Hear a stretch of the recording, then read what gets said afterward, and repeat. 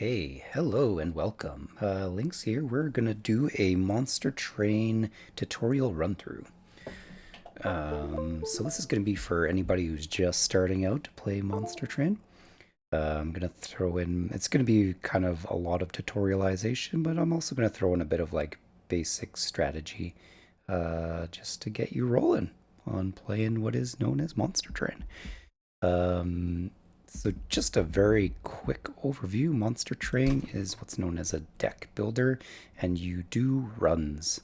And a run is essentially just like a quick playthrough.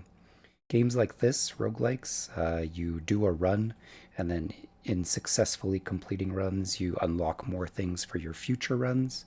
And each run, I would say, can be anywhere from, I mean, depending how well you do, but it could be 20 minutes. It could go up to like an hour and a half. So yeah, buckle up, strap yourselves in. You ever notice that you don't need to actually put on a seatbelt in a train? I mean, I'm not suggesting you should have to, but why not? Same on buses and mass transit. Anyway, I'm digressing. So, Monster Train. So we've just started a run. Hopefully the volume isn't too loud. I remember I've recorded videos of this in the past and the volume could get quite loud and nasty, but it'd be okay. Anyway, so you're starting a new run. I'm gonna turn myself all the way down to Covenant rank. Covenant rank is essentially a difficulty. So as you complete runs, you're going to increase your Covenant rank. And here it kind of shows you what the effect is. So as you complete more runs, it's going to get harder and harder if you choose to. But I'm just going to start with it disabled, so we're playing at the very first basic level.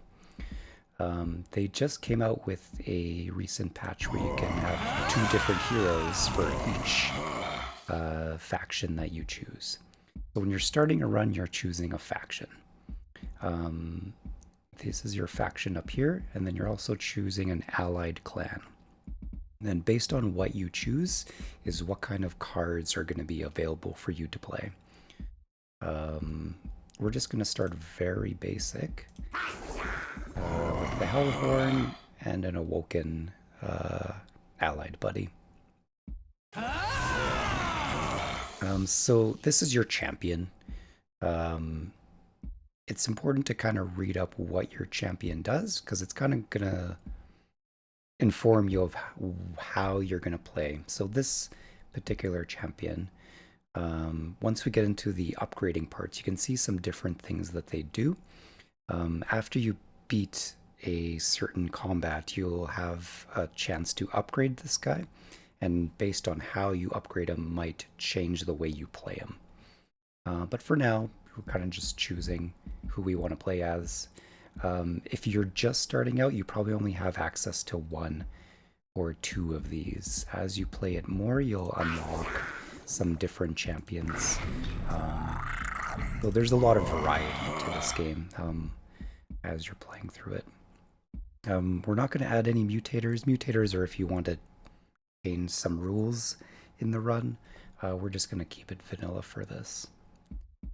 Okay, so we've chosen Hellhorn. We're going to have our Awoken guy as our backup dude. Yeah.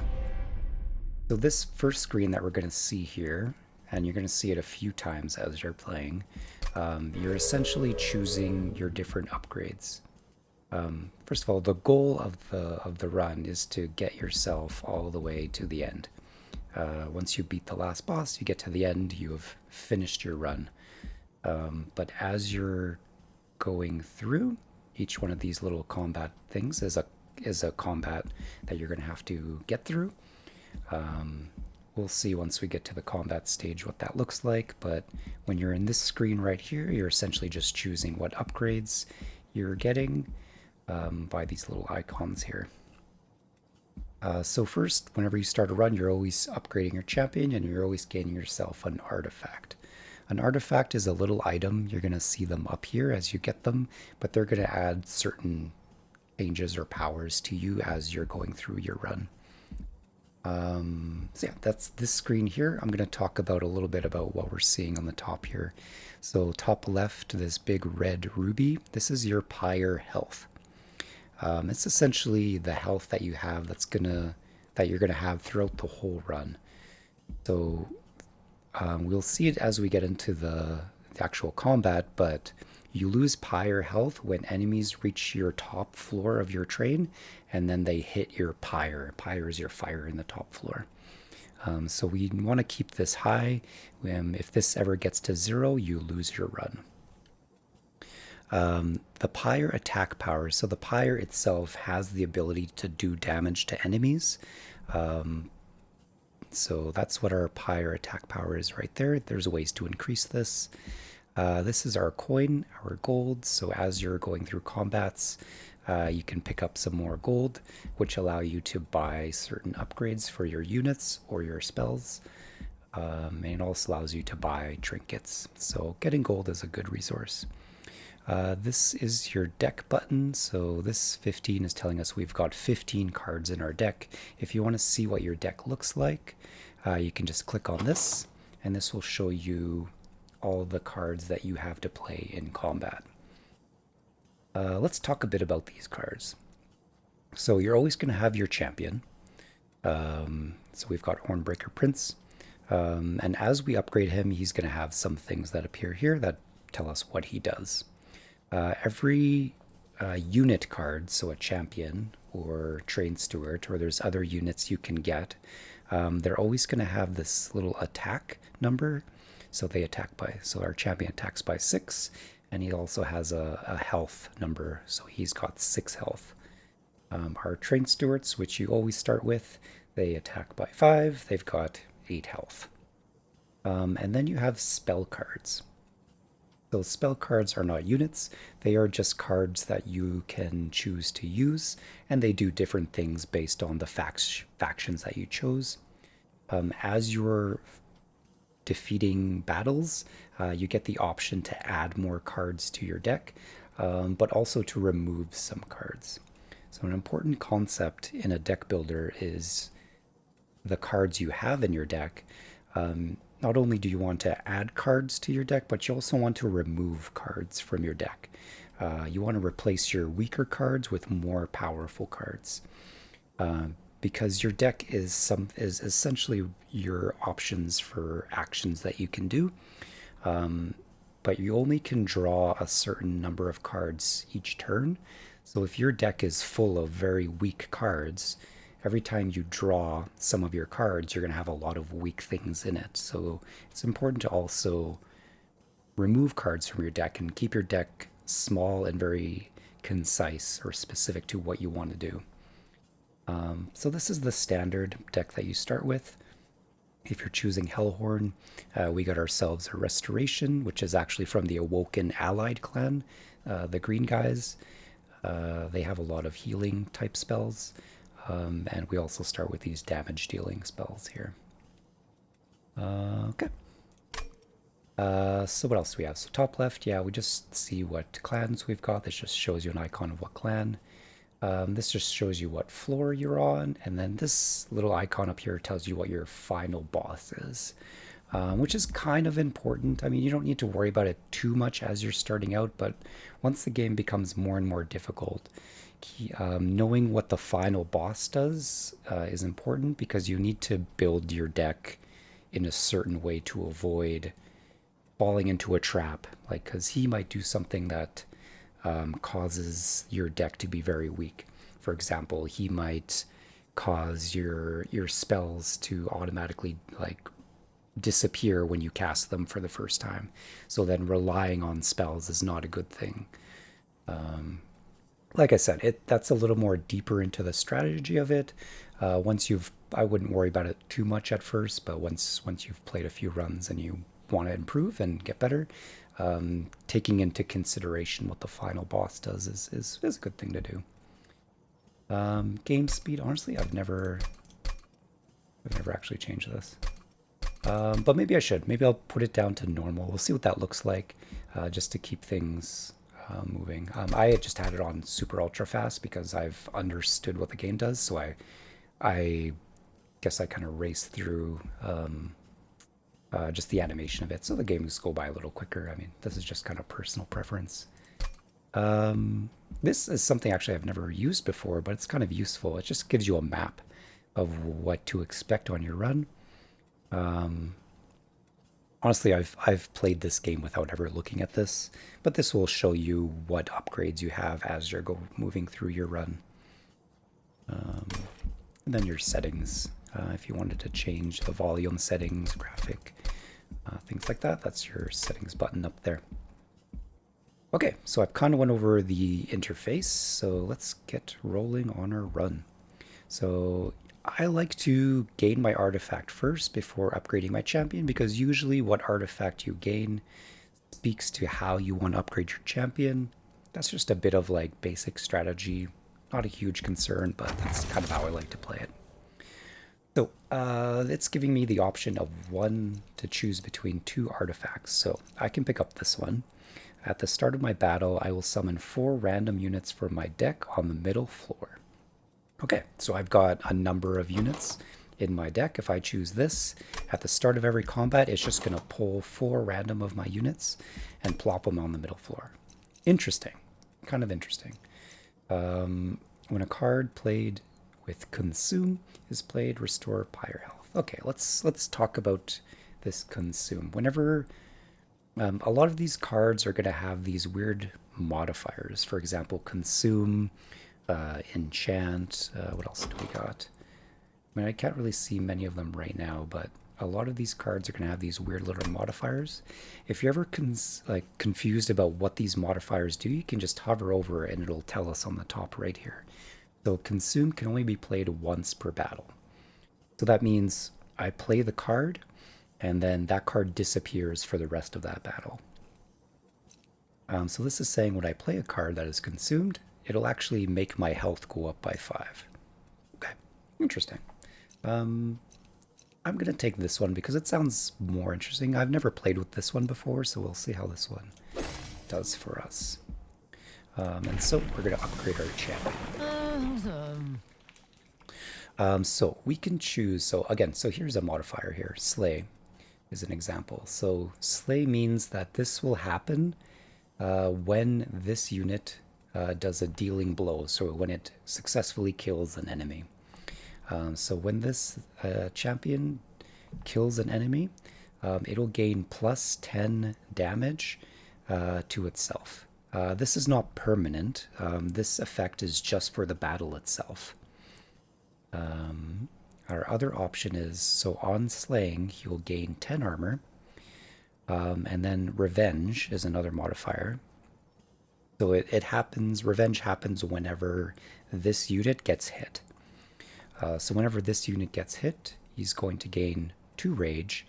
And what rage is just more damage. So every stack of rage, every time this person gets hit, they will have 2 additional damage whenever they attack. Interesting. Let's go, I'm going to go with this one. So this champion, doesn't have a lot of health. So this gaining armor bit will make him so that he'll have a little bit more health. 10 armor.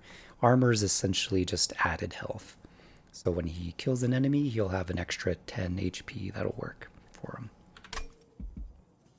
It's important to note that armor is not exactly the same as health. It's a separate value. And there are some attacks or some skills that actually go through armor. So it'll ignore the armor value and hit directly onto the HP. If at any point your unit drops down to 0 HP, they die and they disappear for the battle. When one of your units die, they only die for that battle. You will get them back again for the next battle. Yeah. Okay, so let's go to our first battle. Okay, so right before you enter battle, you're going to get this screen here. This is a good screen to find out what you're actually going to be fighting. So if you hover over each of these guys, it's going to show you what they do. So this guy, he's got his own sort of modifiers. So whenever he kills an enemy, he will get a damage shield. Yeah, so he will suddenly have the shield in front of him that he will absorb some damage whenever it comes to him. So yeah, that's something he does. And then this is a foot soldier. He does 4 damage, but he only has 1 health. And the person in the front is always the boss. So every fight that you fight, the last unit that comes is going to come is a boss, or essentially the boss of the fight. And he's going to do something particular and special. This guy, so Resolve. Resolve is another modifier. So it triggers after you end your turn, essentially. There might be a little more to that, but so whenever the turn is ended, he's going to add a negative card to my deck. We'll see that once we play. In this screen here, it also gives you the option to turn on a trial. And when you turn on a trial, it makes the fight harder, but then you get an additional reward.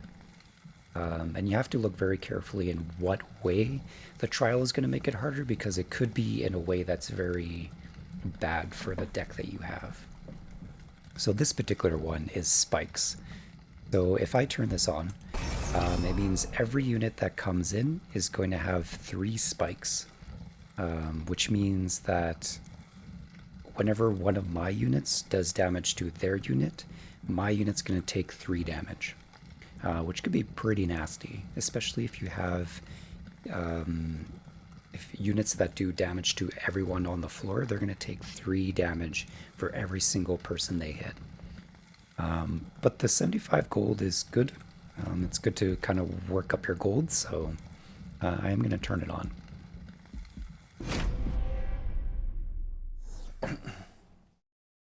Okay, so this is just telling me that this is what's happening. This is just a quick little screen to show you what effect is going to happen. As we have just selected non-boss enemies, we'll have 3 spikes. Okay. Okay, so this is the battle screen. So I use my mouse wheel to move up and down the floors. And this is essentially where the combat is going to take place. So let me just go through the user interface here. So bottom left, we've got Ember. Ember is essentially the number, it's like action points. Every card on the top left is going to have a number on it, how much it costs to play it. So it's going to cost 1 Ember to play this, and I've got 3 to play this turn, which means I can choose 3 of these cards to play. Placing my champion doesn't cost anything, it's 0, so I don't have to worry about it taking up my Ember. And then this is telling me how much Ember I'll have next turn. So it's sometimes an effect will happen where either I will get more Ember next turn or less Ember next turn, so that's something to keep in mind. This down here is my draw pile. So these are cards that are going to be coming up.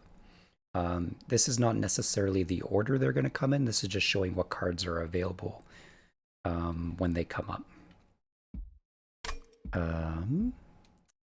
On the right side is the discard pile. So once I've played a card, it's going to go in the discard pile, and it's not going to come around again until I've used up my whole draw pile. Once my draw pile reaches 0, all the cards in the discard pile are going to move into my draw pile again, and so it'll cycle like that. So it's good to be mindful of what's in your deck and what cards you have coming up. End turn button is how you end your turn. You don't want to do that if you still have some Ember left, but sometimes you'll find that there's just not a good move left to do, and you just end your turn. Okay, so as I mentioned, you can scroll up through the levels. So the right side, the blue side here, is where the enemies are going to sit. The left side, the fiery side, is where your units, your side sits. And how this game works is that enemies will come into the bottom floor. They will fight and duke it out here. If they survive, next turn they move up to the next floor. They duke it out here. They move up again, duke it out here. And if they survive all the way to get to your pyre floor, they're going to fight the pyre, do damage to your pyre, but also take damage from the pyre. Keep in mind, You want to keep your pyre alive. If your pyre health reaches 0, you lose the run. So the objective of the game is essentially do enough damage to the enemies moving through the floors before they get up to your pyre. And you do that by summoning units and casting spells on them. Okay, so remember I picked up the trinkets, Sketches of Salvation, which at the start of battle, it'll summon 4 of my random units and put them in the middle floor. It's done that. It's put 4 train stewards. I only have train stewards right now, so that's the only ones I could really pick from. An important thing to look at is this little bar up here. Each floor has one, and this shows a capacity of how much units you can have on that floor. You notice my champion has 2 golden dots up here. These golden dots show how much room he takes up on the floor. A train steward has 2 as well. So I've got 4 here, so it's taking up actually 8. The maximum I should technically be able to have on each floor is 5. But because of this trinket, you can overload a floor. But I'm not able to put any new units on this because the floor is already overloaded. Nothing negative happens when a floor is overloaded. It just means I can't put more units there. And there are upgrades. Once you've done a few battles, you have the option to actually increase the size of your floor to be able to allow more units on that floor. So when you're selecting new units to put into your deck, it's important to keep in mind this space count. Because sometimes you'll get a really powerful unit, but you won't have anywhere to put him because he's so big. So that's something to keep in mind. Okay, so the enemies. Take a look at these enemies here. Every unit is always going to have, again, their attack and their health. So the way combat works, once I end turn, usually the enemy goes first, and so all of their units will hit, and all of my units hit. Then the turn will end, or then, and normal units will just move up. If you're fighting the boss of the battle, he has this value called Relentless, and Relentless means he will keep fighting the floor until everything is dead or he is dead. And so we'll see once we come to the boss what that actually looks like. But for now, what you need to worry about these units is that they will just attack once and then they'll move up a floor if they're still alive. Okay, so I've got my champion. I may as well put him here. Now hold on. Before I place any unit, it's good to see how much damage the enemy is doing before I put him on that floor. Because if I place a unit here and they have enough damage to kill it right away, they're just going to kill it. So this guy's doing 3 damage. This unit is actually not doing any damage, it's healing. So at the end of the turn, this unit is going to heal by 5 this unit. So I'm okay putting this guy here. And you'll see these little numbers on top of their health suddenly appear. This is telling me actually how much damage is being done to them at the end of this turn. So you don't have to do all the math yourself. It does show you sort of the end result of the fight. So as you can see, my guy does 15 damage. So, I mean, I'm trying to work out why this is 14 here. I'm doing 15 damage, but then this person is going to heal them by 5. I don't actually know how that works out to be 5, but the game doesn't lie to you. It might be related to the damage shield. I'm not sure. I'm not going to do the math too much right now. But anyway, so we're doing 14 damage to this person. We know that they're going to live after this fight and move up here, and I'm okay with that. I do have 3 embers, so I may as well use my torches. And actually, so some of them only work on the front.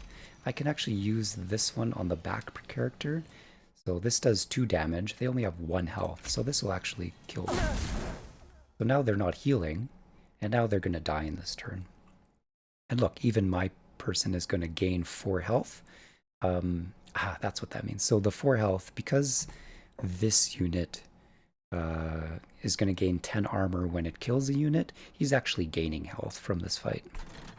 So we don't have anything else we want to do. We're going to end our turn. Okay, that was very quick. I still have it on super ultra, so I'm going to turn it back to normal. But what just happened there was their enemy hit me. My enemy hit, or my guy hit him and killed him. So I gained 7 health. I lost a bit of health doing it. Yeah, that was the end of that turn. And then new enemies came. So this guy's a new guy. The last person that was on there died, and then new enemies entered the train. So this particular, the Collector, this unit always appears at the second turn of each fight. And if you manage to kill this unit, you gain 50 gold. So it's kind of like this little bonus to try and get this person. So a way that I can kill this person to get the 50 gold, I can just use one of my torches on her. And there we go, because I've successfully tagged that that enemy, then I've gotten 10 gold there, or 50 gold. So it's just a little bonus to watch out for each fight. So what's happening here? This person's hitting by 4, this person's hitting by 3. I can reduce damage done to my guy by torching this person. So I'm taking less damage now. And I've taken a bit of damage, so I may as well use some of this to restore health. So this card restores health and also applies regeneration. Regeneration means for every value of regeneration, that's how much health they're going to gain back at the end of the turn. So they're going to gain 1 health at the end of this turn as well. And we're successfully killing this guy, so yeah, that's played out. So always before, when you're about to fight the boss, there's a turn where like no new enemies come in. It's a chance to kind of regroup. This was actually a very easy fight, so I mean I don't really need this break. But I mean, if I looked around, how much health do my people have? Can I heal anybody? Everyone's at full health, so I don't really need to do anything this turn. I'm just gonna end it. Okay, so here comes the boss. So he's relentless. He's going to fight until either the floor, my guys on the floor are dead, or he is dead. This X indicates that he is going to die, so I've actually already won this fight. I don't really need to do anything else. I've already won this battle because the boss is dying. You don't need to kill all the units in the final fight because you only just need to kill the boss. 4 kicks, I mean a little strategy bit. So one thing to consider is here units that do damage and units that take damage. So whenever a unit is attacking, it's always going to attack the front unit. So this guy in the back, he's got very little health, but he does a decent amount of damage.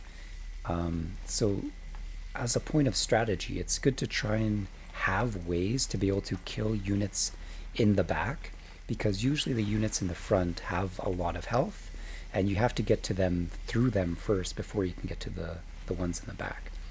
So spells are good for this, because there's a lot of spells that you can just select which unit to go on. And so it kind of bypasses this person.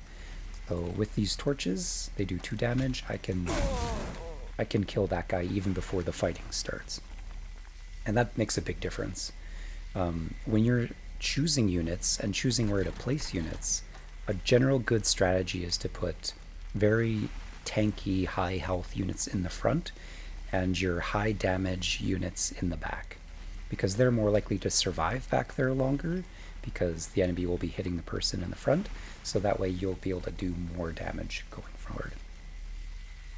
Okay, so we already know that we're killing this guy. We don't really need to do anything else. We're just going to end the turn.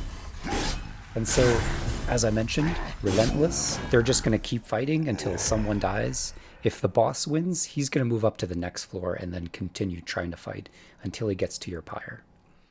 This fight was very easy, so I mean, we didn't get to see how much stronger fights get, but as we progress, you'll see the game gets quite difficult, and especially the later bosses who have like 2,000 health, they can get up to your pyre pretty quickly and pretty easily.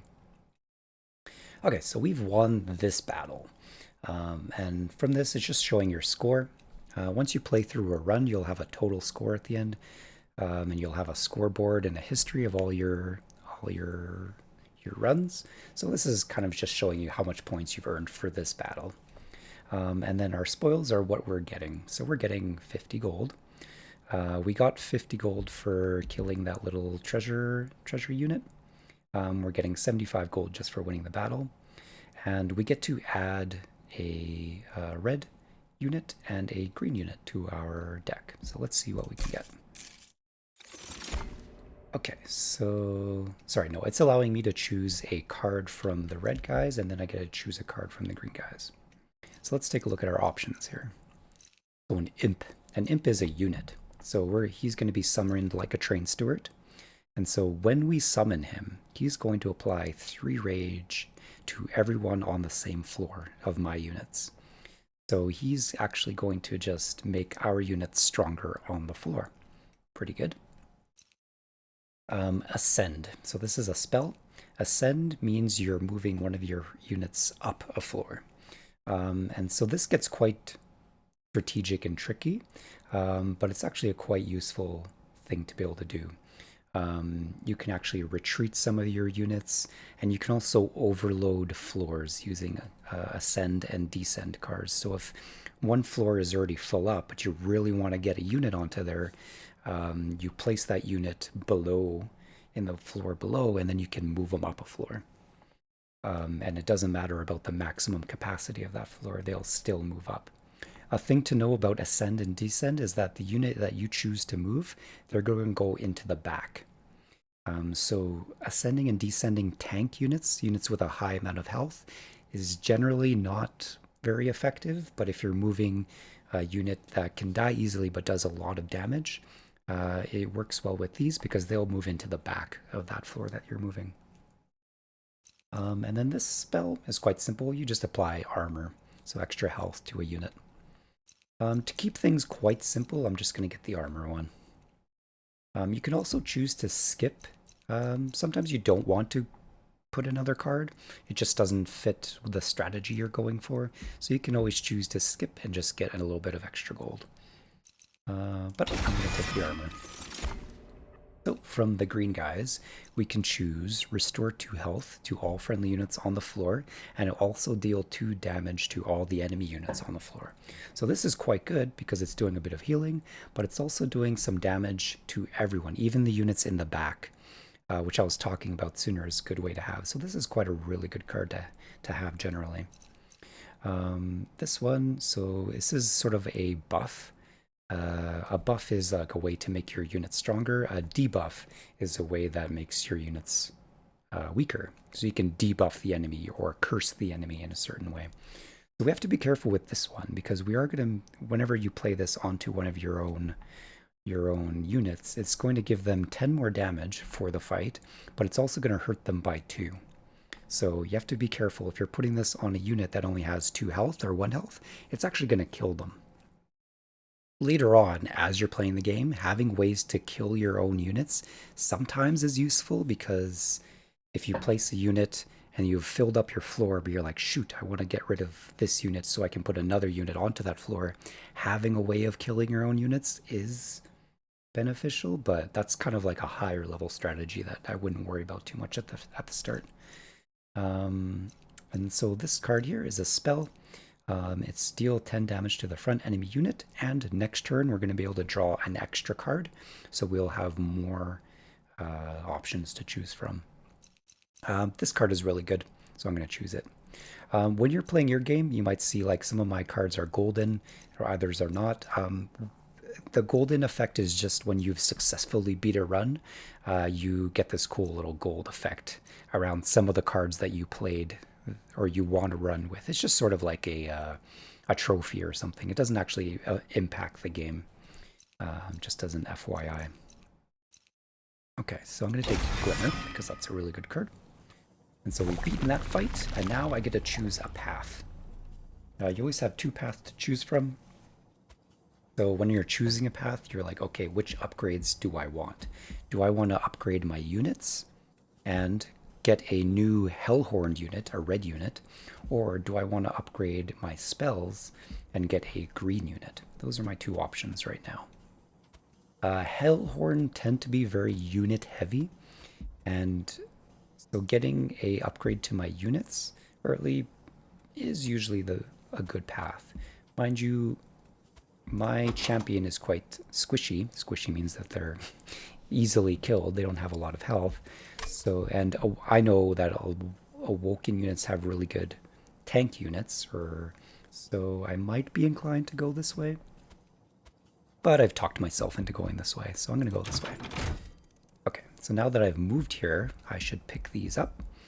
Be careful, because if you click down here, you're going to skip getting your upgrades or your benefits. So make sure you collect everything before you click down to your battle.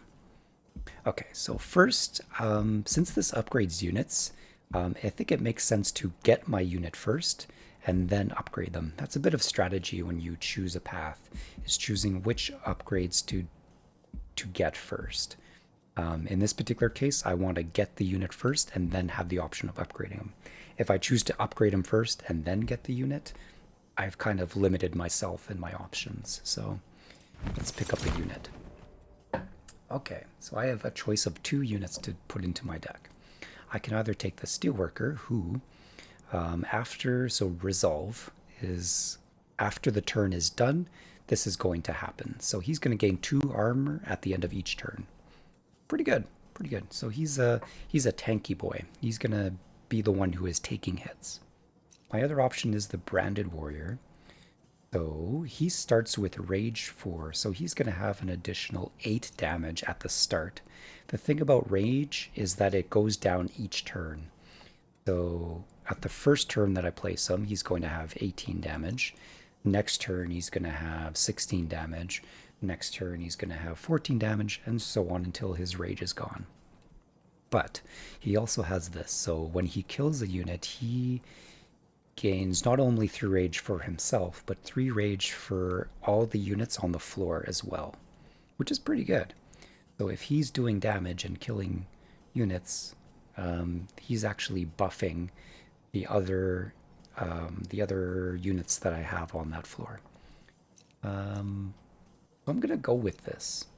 He doesn't have a lot of health, but I'm actually going to choose to upgrade him because I want him to survive. So when we go to the shop, look at this cute little kitty. This little cyborg kitty. So this is a shop. And this particular shop is to upgrade units. There's also a shop to upgrade spells, and there's also a shop to buy these trinkets up here. So in this screen, we always have a choice of 3.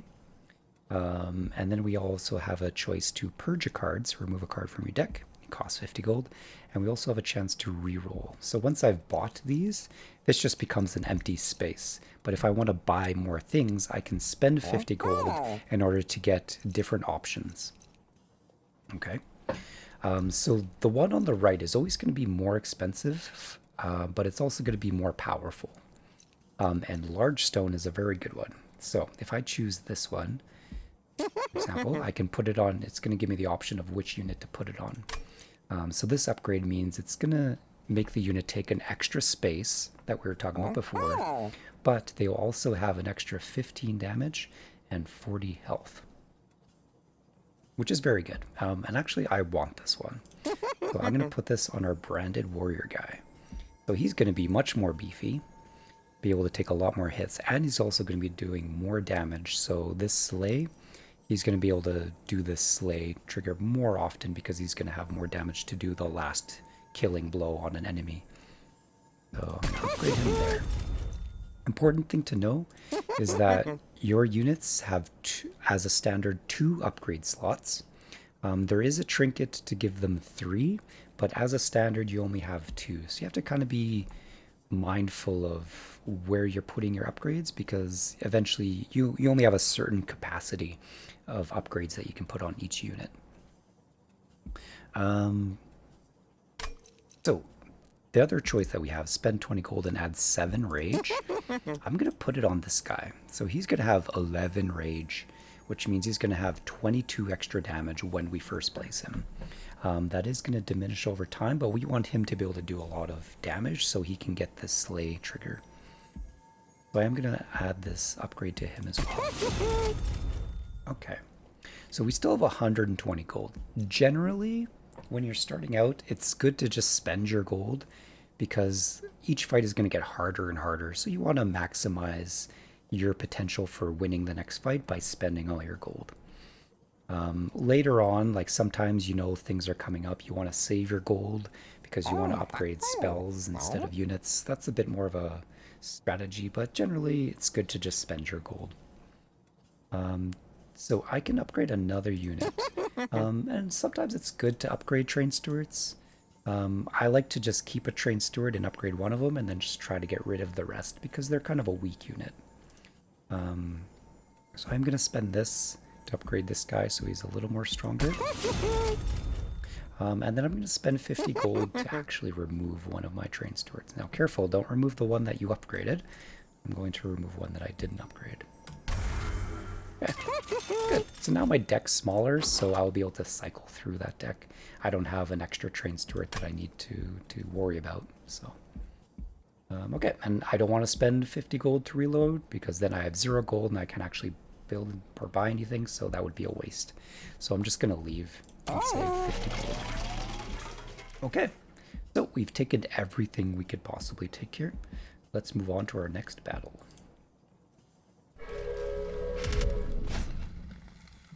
Okay, so we have this guy. So this guy, he's just big and tanky. That's all his really deal is. This guy, so Incant. Incant happens whenever you play a spell on a floor. So when you play a spell, it's actually being played on that floor, and there's some units like this guy who has a trigger when a spell is cast on the floor. So he is going to get, what is it, +1 damage. So if I cast a spell that this guy is on, he's going to get extra damage for the rest of the fight, which is something to keep in mind. And this person is just, again, the healer. So our trial to do is at the start of battle, enemies will appear on one on every floor. This one could be pretty nasty, but generally isn't. We'll see what this does in a second, but I'm going to turn this on so I get an extra 75 gold for the win. Okay. So as you can see, they're going to start with these guys on the floor. These guys are always the kind of standard unit. If you choose that trial, these are the guys that spawn on every floor. They do 5 damage. At the start, they only have 1, so they're very easy to kill, but they do quite a bit of damage when they first set up.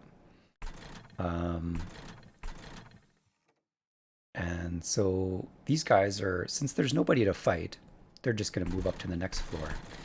These guys have rage, so next floor they're actually going to do less damage. They're only going to do 3 damage.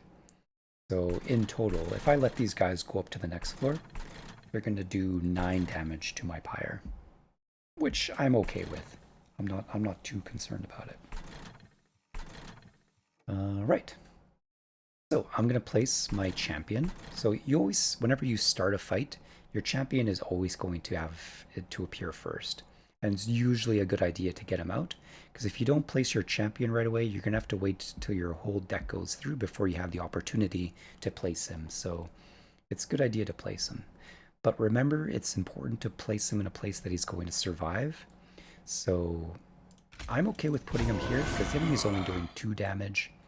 And he does gain armor when he kills things, so he can sustain himself. There's that other rendition where he didn't gain armor.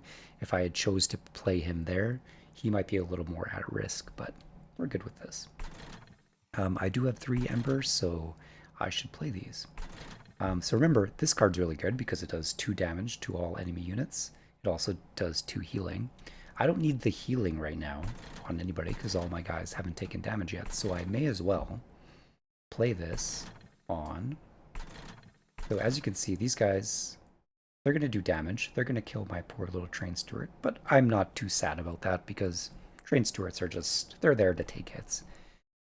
So he's gonna take more than enough damage to die, and my next guy is gonna take 10 damage. I'm okay with that, really. We're doing enough damage to kill this guy, this guy, and this guy. This guy is going to be able to get to the next floor. I'm okay with that. So, to prevent my Pyre from taking damage, I'm going to slay these guys with this card. They only have 1 health, so they're all gone. And because this guy is surviving, I'm going to play this on him. So we're wiping this floor as well. So we're safe. We're losing a train steward, taking a bit of damage on this guy. That's okay. This guy's only doing 2 damage to him, but I do want to take out his healers, so this healer doesn't heal his health by 5 at the end of the turn. Ah, see, but because I played that spell, his incant trigger went off, so now he's doing 3 damage instead of 2. That's okay. That's okay. We're out of embers, so we're going to end our turn.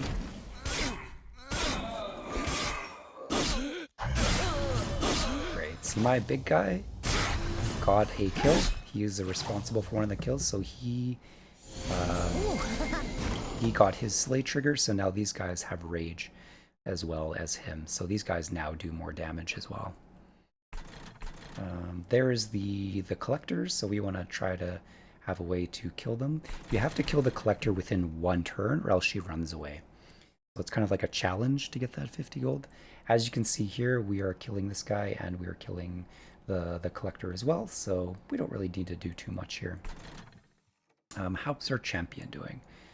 Because he's killing this guy, he's gaining armor, so he's actually gaining health for next turn. But let's use our Ember up. I think the best use of our Ember is to either heal our guys or to take out units in the back. So this guy does a lot of damage, so it's a good unit to destroy. What just happened? See, I actually just made that worse.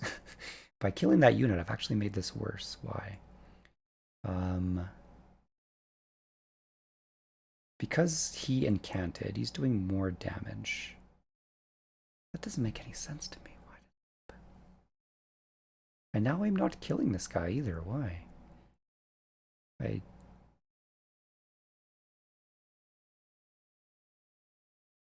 You know what it is? Okay, so this game can get quite confusing, but you have to trust the math that the game does.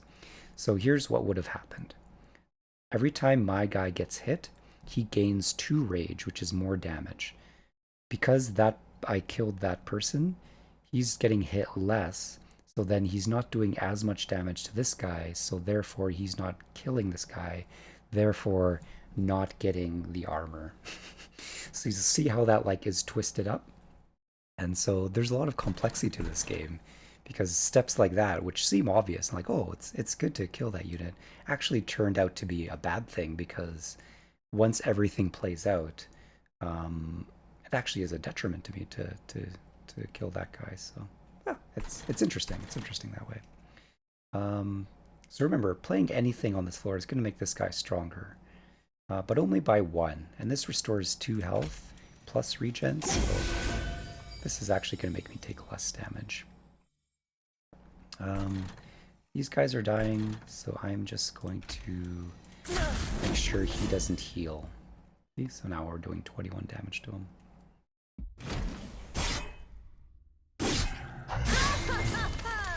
When you end the turn, it always goes from the top down, so it resolves each floor, starting from the top, and then down, and then down, and then down. So the boss is coming next turn, so we have a brief respite to kind of regroup. This guy is dying, and he's taking 5 damage before he does. I've got the armor card, so I'm going to put armor on him. I'm going to put a little bit of health restore on him. And I'm going to restore this guy. I don't know if that actually did much.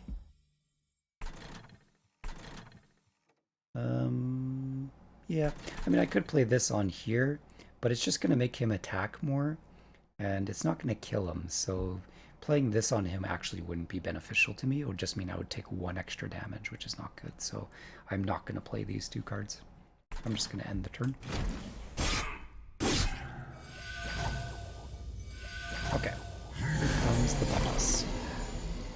Okay, so my poor champion is going to die. He's going to die because this guy's got a lot of health, and he's not going to stop attacking until everything on this floor has been killed or he dies, right? Because he's the boss. He's relentless. He's going to clear the floor. So the thing about relentless combat is that it's sort of like end turn, but it's going to keep doing things until the fight is done. So this unit is actually going to keep healing him every turn that the fight goes on for. So killing this unit is important. I can heal myself for 2 and kill this unit with this card, so I'm going to do that. Look, now we're doing 44 damage to him. Still not very much, and our poor champion is going to die. There's not much we can do about that. We're just going to have to rely on our other floor to be able to kill him. I may as well regen this guy, because the more health I do... So keep in mind, this guy hits for 7. So if I can heal this guy higher than 7, my guys in the back are going to get an extra turn of hitting. So virtually by healing this unit by more than 7, I'm going to do an extra 16 plus 53 plus 11 damage, because that's a full turn of my guys doing damage that this guy is going to survive, right? Because this guy is going to have to hit twice in order to kill him. So healing in above 7 damage is actually going to make a big difference. And then we may as well just do the 2 damage to him. Okay. So he hits, I hit, he hits, I hit. And so remember, you can always speed it up. Also, if you hold the right mouse button, it'll just naturally speed up the things, so it just resolves it quickly if you don't want to watch them going back and forth hitting each other. And as you want to speed up the game, you can do that. So we've constructed a good floor here, because our branded warrior is successfully going to kill this guy. Quite easily, actually, too. Even our front train steward is going to survive. So we've won this fight. We've won this battle. I mean, I could heal this guy kind of needlessly, because we've already won the battle. So. Yes, that was good. So we won. Again, we're full health still. Nobody has successfully gone up to the top floor. This is, as I mentioned, we've taken off the Covenant level, so this is quite an easy mode. But as you start to gain your Covenant level, it's going to get harder and harder. And once it gets harder and harder, you really need to start strategizing where you're putting what and what you're doing. Okay, so let's collect our rewards. Okay, so we can choose to apply 10 rage, but remember it costs 3. So that's a very expensive card to play. That's essentially costing all of our Ember for that turn, so... X. So X's cards are interesting because X card means that it's going to use up whatever Ember you have left. So if I have 3 Ember left and I play this, it's going to play this card essentially times 3. So it's going to do 6 damage to all enemy units. If I only have 1 Ember left when I play this card, it's only going to do 2 damage. If I have 0 Ember left, I can still play this card, but it's going to be 0 times this. And you're like, why would I do that?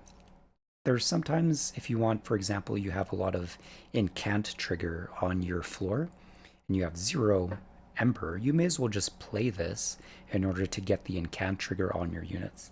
So X cards can be kind of this cool strategy like that. And then we have the option to add our little imp guy as well. Imps are interesting, because you see they do 1 damage and they have 1 health. But having 1 health unit is actually quite beneficial, because remember, the enemy is going to attack once for the amount that they're doing. Imagine that there is an enemy that's doing, say, 10 damage. All right, and he's going to do 10 damage to a unit of mine that has a lot of health. If I just place this imp in front of him, that 10 damage is going to get absorbed.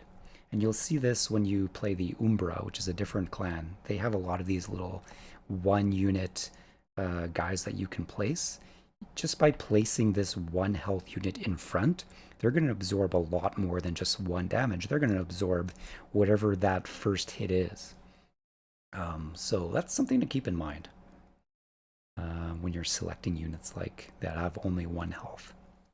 And keep in mind, so this guy, he's only doing 1 damage, and he does what he does when you summon him. So if he just dies right after when I summon him, I'm okay with that. So sometimes it's beneficial that they only have this sort of the stat that they do. So he's kind of like a meat shield, if you think. I'm going to place him in the front. He's going to give rage to all my units, and then he's going to absorb a hit, which is pretty good. I am quite rage heavy. It's a funny phrase to say. I'm full of rage. No, my deck is really much dependent on rage right now. So kind of sticking to that might not be a bad thing. But actually, I'm going to take the X card because I would like more ways to hit units in the back. I've got one, and I've got these sort of torch, but these torch 2 damage things, enemies start to have more than 2 health in the back. So I want a way to be able to kill those more health units. Being able to do 6 damage to all the enemy units is actually quite a good card, so I'm going to take this one. Okay, so for our green deck, we can choose. So see, this one has a consume. So when I play this card, I lose it for the rest of the turn. There are spell upgrades where you can actually remove the consume trigger. We'll see once we get into a shop where we're upgrading spells, but there's ways to actually remove these effects like consume. So this is apply 5 regen every turn. So when I put this on a unit, he's going to gain 5 health. The next turn he's going to gain 4 health. The next turn he's going to gain 3 health because the regen stat actually goes down each turn. But it is a nice sort of healing card. This one, I put it on a unit. They're going to have 4 more damage and they're going to have 4 spikes. So every time someone hits them, that unit is going to take 4 damage. Okay. And then we've got our sting that we saw before. I'm going to take this. I don't know why. Just making that choice. Okay, so now we've got 2 options again. Which road do I want to choose? So the Hell Vent, this altar thing, allows me to duplicate a card in my deck, including units. So remember, we just upgraded this guy, so now I can use that to actually get a second branded warrior that is upgraded. So this thing is really good to use on cards that you've already applied upgrades to. Or if you have a very, very overpowered card and you know getting a second one of those cards is going to make yourself that much stronger, like this is a very strong upgrade to look at. This one, Pyre Health Restore, this just means I'm going to get 20 health on my Pyre. I'm full. I've got 80 out of 80, so this is actually not necessary for me. So I'm less inclined to go this way. So Concealed Caverns, when it's in the middle like this, it means I'm going to get it in both paths.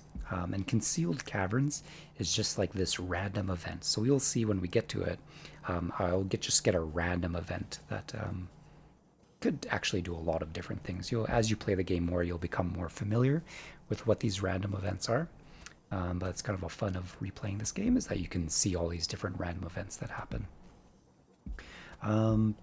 Because I'm not too concerned with getting health back, I want to go for another unit. I want to spend some of my gold to upgrade some magic cards. So let's go this way. And you know what? I'm actually going to go to the event first. Let's see what happens.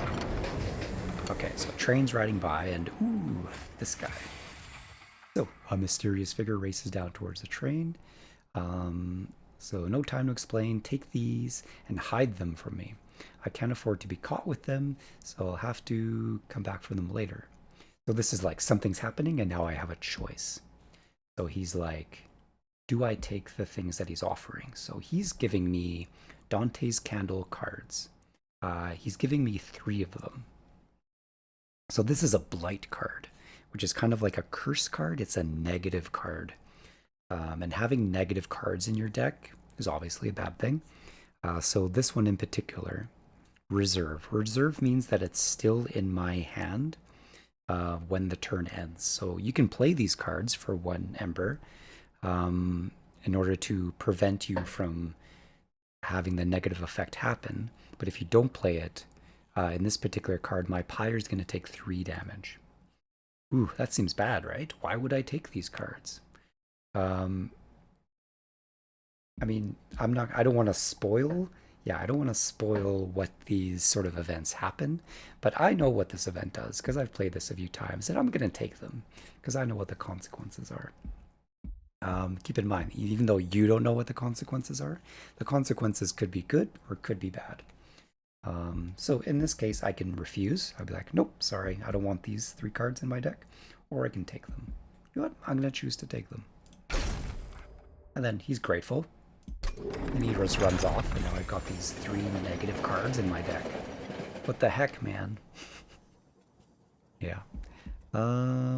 Okay, so let's get our unit. I can choose the Horned Warrior. He's got no special stats, but he does do 30 damage. He only has 4 health, so I don't want him to put him in the front. I would want him in the back. He only takes 2 spaces. This Alpha Fiend, he takes 3 spaces. But he's got quite a bit more health. Not as much damage, but every time he hits, he's gonna gain an extra 5 damage for the fight, which is pretty good. So he's gonna build up his strength as the fight goes on. What do I have? I've got a big tanky guy. See, the problem with the trinket that I took is I don't have a lot of control of where my units are going to go, because at the start of battle, 4 of my units are just going to be randomly put into the top or in the middle deck. So I shouldn't try to strategize where these units are going to go too hard. I think I just want to kind of generally keep my units both tanky and strong. So I'm going to pick this guy. If I pick him, but he ends up being placed in the front row, in the front, he's going to die very quickly. So I'd rather have this guy. Okay, let's see what magic cards. Now we got another little kitty. He looks a bit different because he's going to sell us some upgrades for our spells. Again, sort of like the upgrading your unit shop. We got 3 options here. The one on the right is always going to be the most strongest but most expensive. So holdover. Holdover is a cool effect because it means if I place this upgrade, when I use this spell, it's going to go onto the top of my draw pile instead of the discard, which means I'm going to get it again next turn, which can be really strong. But a thing to keep in mind is that I'm always drawing a certain number of cards, like 5 cards. So if I'm always holding over a card, that means it's going to take me a little bit longer to get through my whole deck. Something to keep in mind. So what would I want to hold over? Honestly, holding over my Fortify, it does cause 0. So I'll be able to apply 5 armor every turn to one of my units. That sounds very good. Sounds very, very good. So let's do that. I could also put it on here. So I'll be able to heal 2 health to all my friendly units and also do 2 damage to all of them. But honestly, I like the fact that this is 0 cost. So I'm going to be just constantly adding armor to the units in the front. A nice thing about armor over restoring health is that I get to choose where this goes, and I can choose for this to go onto either my tanks at the front, or I can put it onto a squishy unit in the back who might die otherwise if they're hitting a unit with spikes, or if one of the enemy units has an effect called sweep, that they hit all the units on the floor, including the squishy ones in the back. Being able to add armor to my squishy units in the back is also a beneficial thing. So I'm going to put it on this one. This one, so I can magic power. So magic power just means that it's going to have whatever that card does, it's going to do more of it by 20 or plus 20. But then this upgrade adds the consume, so it's going to make a spell stronger but then I can only use it once every battle. And so I could put it on my Glimmer. Suddenly I'm doing 22 healing to all my units and 22 damage to all the enemy units. But then I only get to use it once per battle. Okay, not bad. Putting it on one of these is actually not a bad idea. And if I put it on my Vent card, it's just going to add 20 damage to whatever value I get based on this X. So even if I play this card at 0, it's still going to do 20 damage to all the enemies, which is pretty good to put plus magic on X cards, because it means you can play them at 0 value and still get something out of them. But again, that consume feature is kind of what I want to be mindful of. So, I mean, this is a strong card. I like to be able to play it again and again. So I'm actually going to place this upgrade on one of these cards that are just not very good. Being able to restore unit for 22 health is really good. And then the fact that this card consumes is also a benefit, because then I'm reducing the size of my deck. So then I'll have more chance of getting my other stronger cards. So I'm going to do that. So this upgrade, minus spell, I mean, it might not be bad to put on this. So this thing costs 2 normally, making this only cost 1. Makes it a little more easier to use, so, and it only costs 20, so why not? I'm going to go with that.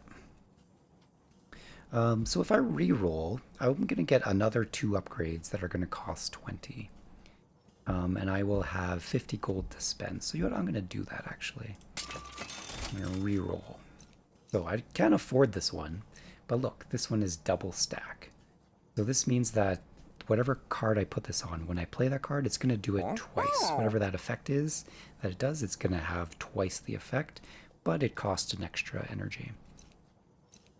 Interesting. So this one, Power Stone, upgrade 20, and then I can also remove another cost. So I think adding an extra 10 on this is really good. So I can heal all my units for 12, do 12 damage across the board, and I can still play this card again and again and again. Very good upgrade. And then I can reduce the cost of something again. I can make something 0. This is interesting. So you can put -0.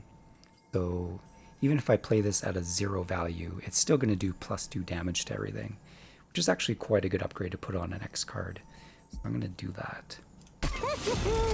And even if I play it at, say, if I play it at the 3 energy, it's going to play it at 4, so it's going to do 8 damage instead of 6 if I played it at full Ember amount.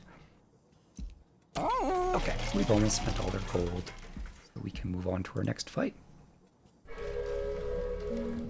This is going to be a long tutorial video, and if you're still watching as you're going through it, hopefully I've given you enough information to kind of set you all on your way. If you want to continue watching me as I play through this run, hopefully you'll get some more good information. But runs that you do yourself are obviously going to go a little quicker. Once you start to understand the dynamics of the game, runs will go a lot quicker. And keep in mind, you could always just quit your run and it'll save. So the next time you come into the game again, you'll be able to pick up from where you left off. But you don't have to finish your run in one sitting, by no means. You can always come back to your run. Okay, let's go. Let's go. So now we're fighting the first like actual boss. So you notice when you fight a boss, I think there's 3 in total in a whole run, and each boss is going to do something different. You'll see that this boss is different because you'll see the boss on the right hand side. So this boss, enemy units enter with 2 rage. So Talos attacks from wherever Talos is. She's going to attack on that floor. And Talos attacks every turn and gains armor on Slay. So whenever she kills something, she's actually going to get more armor. Scary. Okay, so my trinket has placed my 4 units on this. And that's not bad. I'm happy this guy's in the back because I want him to live the longest. Units in the back are always going to live the longest. So you always want your damage dealers in the back. as I mentioned before. So here's the boss. Every turn she's going to move between floors. And this particular boss attacks. So she's going to try to attack anything on this floor for 10 damage. I don't have anything up there for now, so I'm okay with that. So again, I've got my little boss boy here. And yeah, I've chose to take these Dante candles, so I've got 3 of these. If I don't play this card, I'm going to take 3 pyre damage. So that's something to keep in mind. These guys are doing a lot of damage, but I've got my X-Vent card that I'll be able to do damage. Even if I play it for 0, it should technically still do 2 damage. Or 1 damage? We'll see how this plays out. But I'm confident this card will be able to wipe out these guys, so I don't mind playing this guy here. He would die. If I don't kill these guys, if I don't do something about these guys, he is going to die, but I am going to play this. Before I play this, I do want to make sure I use up, because if I play this card, it's going to use up all 3 of my Ember. So I want to play this first, so get rid of this. It's used up an Ember, but now it means it's not going to do damage to my Pyre. And so I don't need to heal anybody for now. Well, hold on. This applies regen, so it is actually beneficial for me to put regen, because it is going to carry forward if I have it over a value of 1. So I am, in fact, going to play my regen on him. And so I can still play this for 0, and it should still do, yeah, 2 damage to all these guys. They're gone. I'm not taking any damage. I still have 2 regen. Great. End turn. Okay, next set of enemies. And so she's going to move down to here. And keep in mind, whenever she kills someone successfully, she's going to gain 15 armor. So she's going to have 15 more health that I have to deal with later. So trying to keep him alive is a good thing. But because my floor is full, I don't really have a way to keep this unit alive. So I don't think there's anything I can do about that. She's just going to gain 15 armor. On the bright side, though, she's going to take all this damage from all these guys. So all these guys are going to attack her because there's no units here. As soon as units start filtering in here, she's going to have some protection from damage coming her way. For this turn, she's going to take the full brunt of all the damage I'm doing on this floor, which is good. 45 damage to her total 150 health. That's good. For bosses like this, whatever damage you can get on to them early before they go relentless and starting to clear your floors is a good thing. So enemies are going to keep filtering in for a number of turns. She's going to keep moving between floors until the final stage where she's going to go relentless. She's going to come in on the bottom floor, and like the other bosses, she's going to move through all the floors to try to get to my pyre. Okay, poor champion. In this current state, he's going to die because these guys are doing a lot of damage. But look, I've got a meat shield, my good old upgraded train steward. I'm going to put him in front. Aha, now he's taking all the damage. Poor guy is going to die. Unless I can take some damage off of the floor with spells, he's going to die. But I can. So I could actually do 12 damage to all these units. Quite good. Oh, suddenly he's looking in much better shape. And this unit is dying. So that was good. That was a good card to play. It did a lot of damage. I could just throw a fireball at her. Or I can just give this guy 1 regen so he gets 1 health back. Not that good. I think I'm just gonna throw a fireball at her. That's it. So she successfully slayed my train steward, so she got 15 armor, and all my guys did their attacks. Oh, see, now I've got these 2 Dante candles that I need to play out, or else take 3 damage. I mean, taking damage to your pyre is not necessarily a bad thing. It does affect your overall score, the more damage you take. But as runs get harder and harder and harder, you are going to take acceptable pyre damage is how you can think of it. So applying spikes to a unit is good if they're tanky and at the front. Like applying spikes to someone who's not tanking at the back isn't going to do much, but applying spikes to someone who repeatedly gets hit is going to do more damage. So that's something to consider. Again, she's getting the killing blow on this guy, which is kind of sad. So if I can heal him for more than 12, see they're doing 12 damage right now. So as long as I can heal him for more than 12, she's not going to get that 15 armor. I should do that. I should do that. Okay, that was good. So now she's not getting that killing blow. She's not getting that health. And this person is dying. Because since this steward is surviving, he is then doing his 10 damage, which allows us to get the kill on this unit. Do I want the extra damage? I think I'm just going to purge these. Just end it there.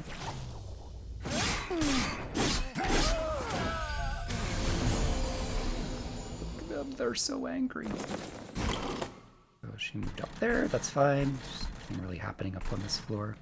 I've got my armor finally. So I was unlucky that this holdover card came so late. It was the last cards to draw.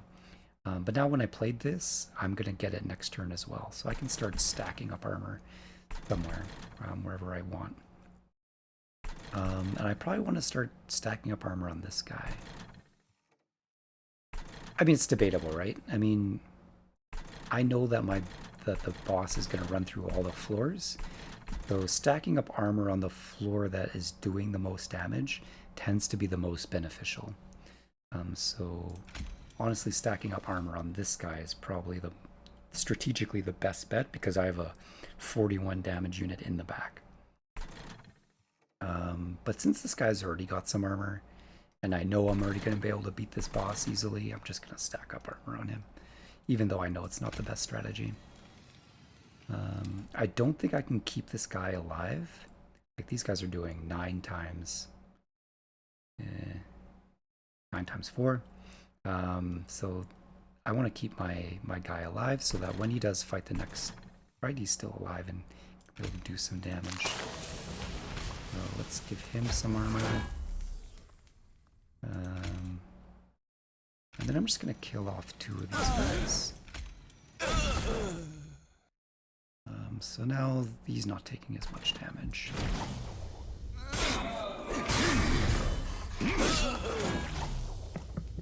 He even gets a slate trigger, which is good. Oh, these Dante candles, they're painful. Okay, let's keep stacking up armor on our boy, on our champ. You're taking a lot of damage, but you're not doing a slay. It's okay. But I can save you 7 damage by killing this guy. I think I'm going to do... Now I'm doing more damage to this. Before, this person would attack that unit and do his 15 damage to him. Since I've killed him, now he's going to do 15 damage to the boss, which is good. Really, really good. Okay. And then we don't want to take any damage with these. Let's just get rid of our Dante candles. Dante candles, you better pay off.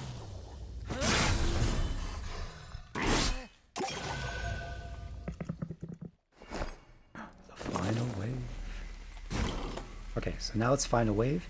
She's gonna fight until one of us dies. And look, our champion is strong enough to actually kill the boss, so we've won this fight. Good job, us. I may as well just armor up a little bit. Why don't we just do some damage? Like that. But we win.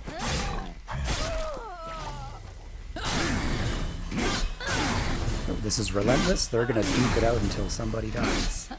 In this case, it's gonna be the boss that dies.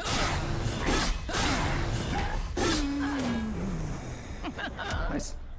We're flying through this run. I mean, not speed-wise, but like in terms of ease, we're easily getting through. So because we've just killed one of the bosses, one of three, we're going to get a major enhancement in which you get an opportunity to either gain space on a floor, gain an extra ember, so we have more energy to play cards, or what's the last one? Spell damage, something to do with spells. Oh my gosh, I can't remember. It's fine, we'll find out in a second. Okay, so here's the cool cards I can choose from. Once you beat a boss, you get like stronger cards. So this one, I can apply quick to one of my units. And quick means that they're going to attack first before the enemy, which can be really useful. So normally enemy units attack your guys first, and if the enemy units kill your guys first, my guys don't get an opportunity to attack. But with quick, that unit is going to attack first. And if you put quick on a sweeping unit, a unit that hits all the enemy units, you could actually save yourself a lot of damage with this. So that's an interesting card.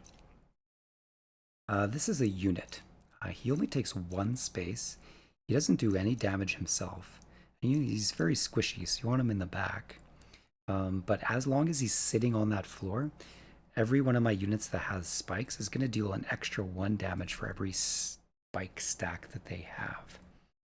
So if my deck, all the cards and all the units that I have are very spike dependent, this guy would be really useful, but my deck isn't really spike heavy, so I'm not interested. So this card costs 5 Ember. You're thinking to yourself, how can I ever play this card? So to be able to play this card, I need to somehow have a way to get my energy up to 5. Or I can upgrade this spell so I can reduce its amount of cost. But that's something to keep in mind. A 5 Ember spell is huge and very hard to play. But what this does, if I do manage to be able to play this card, so it makes the unit fragile. So if they take any damage, they just die instantly, no matter how much health they have. But then they get multi-strike. So it means that they hit for their amount of damage more than once. So 2 times, 3 times, 4 times. And multi-strike becomes a very powerful thing, especially when you put it on units that do a lot of damage. There's no way I'm going to be able to play this card, so I'm not going to take it. I'm just going to take the apply quick. Now I got to choose a unit. So, Demon Fiend, big boy. He takes up 3 slots. He does 50 damage. He has 50 health. But I need to be able to make sure I'm able to play him because he costs 4. So, knowing that I can upgrade one of my energy, I can take this card and then upgrade my energy so that I'll have to spend 4 energy to play him. But he's a strong unit. He's a really strong unit, so maybe I want to do that. Here's that sweep feature that I was talking about quite often. So this unit, he's going to do, every time he attacks, he does 3 damage to all the units on the floor. So even the units in the back, he's really good for taking out units in the back. And every time he kills something, he gets an extra 3 damage. Pretty good. Pretty good. And then this guy, these guys are interesting. So when you summon them, they have 40 max health, but they only start with 15. So these guys, they don't have a lot of health when you first put them up, but you're able to heal them. And these type of units, whenever you heal them, they have some kind of benefit. Like this guy, he gets extra spikes whenever he gets healed. Triggers when healed, even at full health. So whenever this guy gets healed by either a healing card or rejuvenate, he's going to get more spike value. I don't have a lot of healing. I mean, I have a bit of healing. But I'm not very healing focused. If I were playing the Awoken as my main, I would have a lot more healing cards. So that would be more viable. But instead, I'm just going to take this demon guy. Because he's big. He's a big boy. I'm just going to take the extra energy. Keep in mind, I do have this artifact that has a chance to summon my big demon guy in the middle floor for free, no matter how much room I have on that floor. But if he happens not to get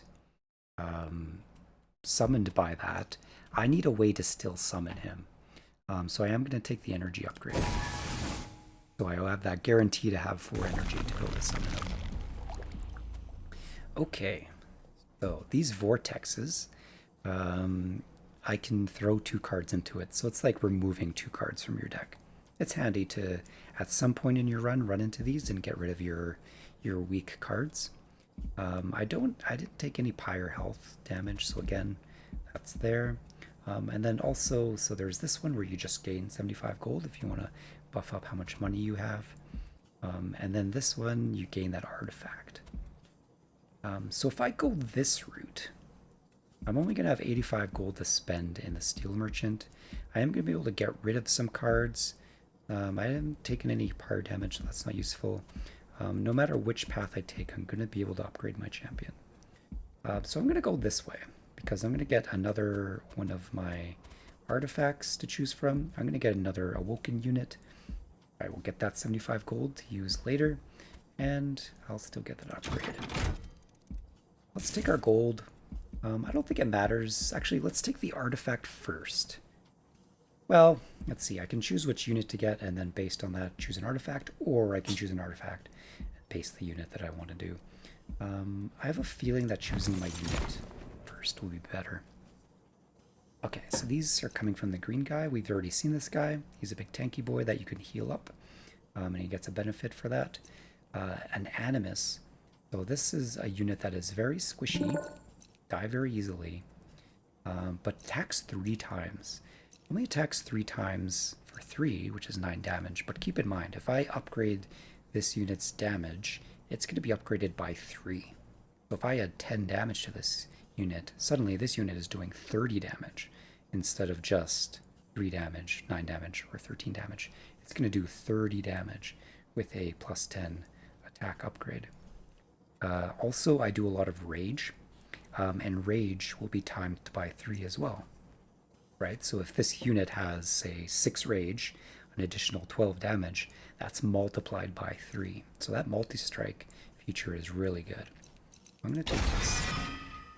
And as you progress through the floors, you're going to need damage. By the time you get to this last boss, who's got, I think, 1,500 to 2,000 health, you need some way of dealing a lot of damage. So that's something to keep in mind. You want a good balance of tankiness, units with a lot of health, but you also want units that do a lot of damage. Okay, let's see what we've got here. So we can choose X cost cards gain +3 to their X value when played. So we do have 1 X card. Remember, we've got our little Steam Boy, our Steam Vent card. So that's going to get benefited by that. So it's going to get a +3, which is quite strong. So if I got this thing and then just play this at 0 value, that's going to do 8 damage without costing anything. Pretty good. Or friendly units get +1 damage per stack of spikes. I had a lot of opportunity in this run to get the spike thing, but I've always been ignoring it. I've always been like throwing away the spike options, so I'm not going to take this. I'm going to continue to throw away the spike option. Okay, so I'll take this. So that just benefits 1 card that I have, but I'll keep that in mind. If I get options to take more X cards, they'll get benefited by this, so I'll keep that in mind as I'm taking cards. And let's upgrade our champion once more. So we can upgrade the sleigh. So they're going to gain 15 instead of, I think there were 10 before, or 5. So he's going to gain more armor on killing. Or I can take this sleigh function where he still has what he had before, but now when he kills something, he's also going to gain 10 armor. So it really comes down to, do I want him to gain...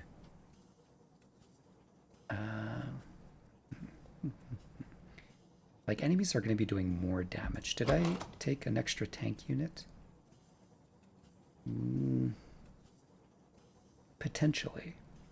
So I have, remember, I have 5 floor space. So I could technically fit our Demon Fiend and my champion on 1 floor. But that's going to be dependent on this random spawning of my units.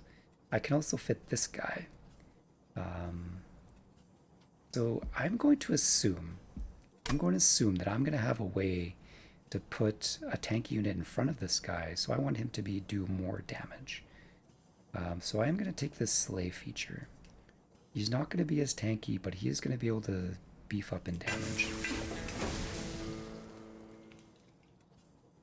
Let's go. Okay. So, these guys are going to have 15 armor. I've been doing so well every fight, I'm not afraid of having to do 15 extra damage to these units for the reward.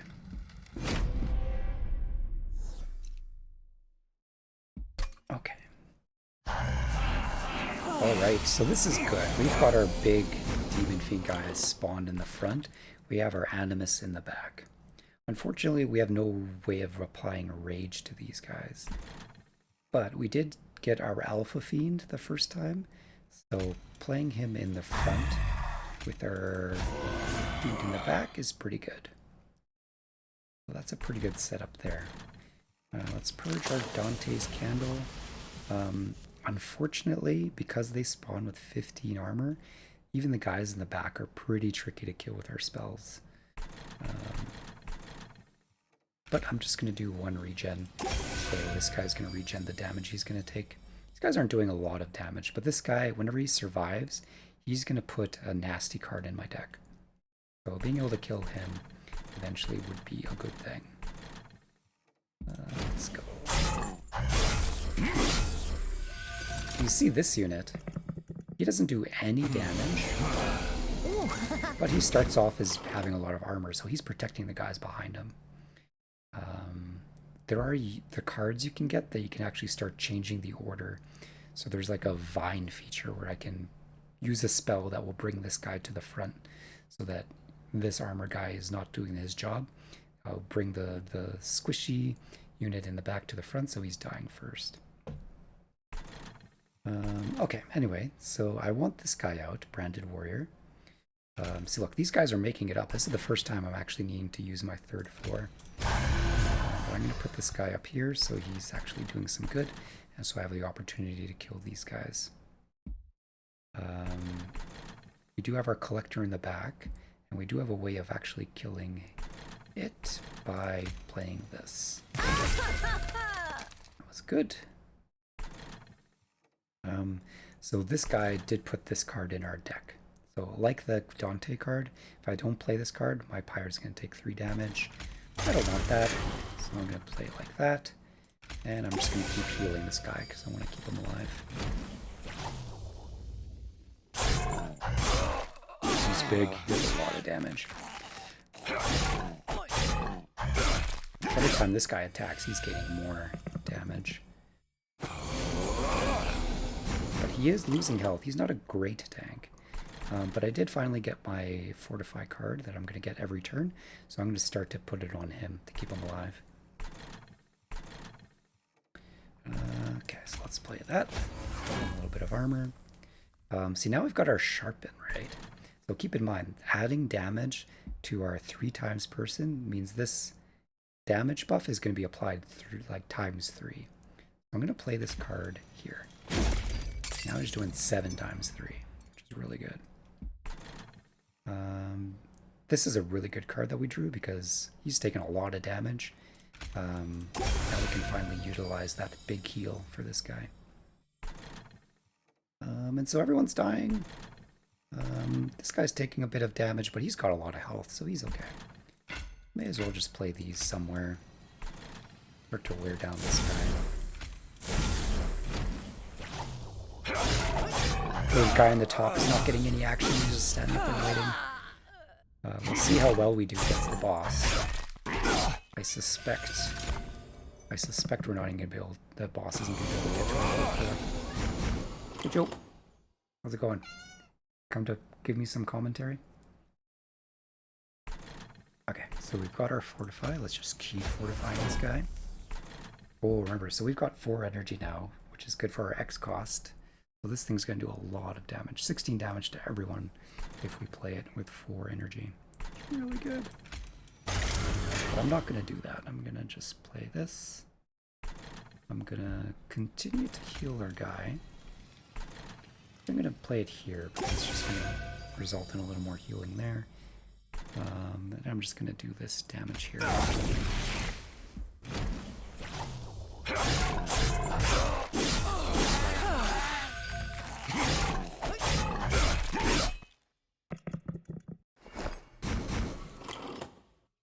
Okay, so we've got this one.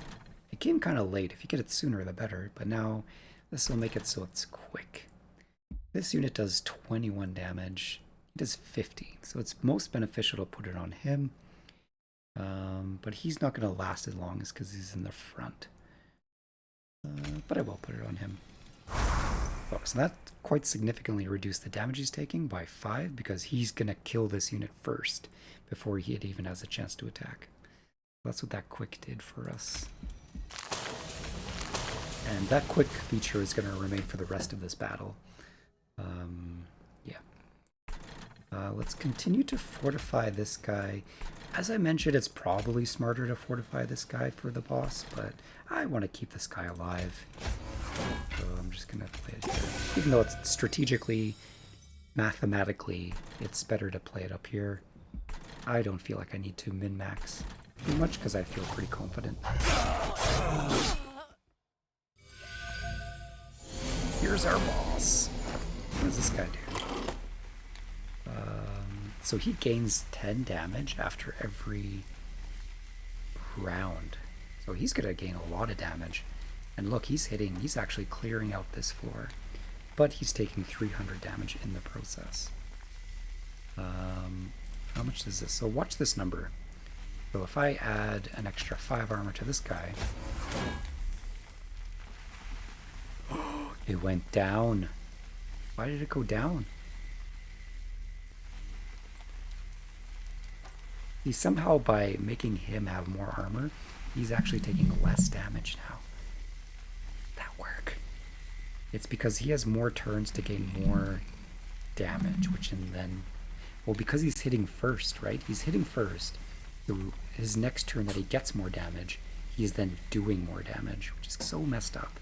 But sometimes you have to be careful. You think you're doing something good in this game, and it actually turns out to be really bad. Let's just put our Train Steward up here, just to give him a little more of a meat shield if he happens to make it up here. We've played this guy, so there's a little more damage to take. And we may as well just play this. I mean, we don't have any sweep units, so we should just play it on our front unit.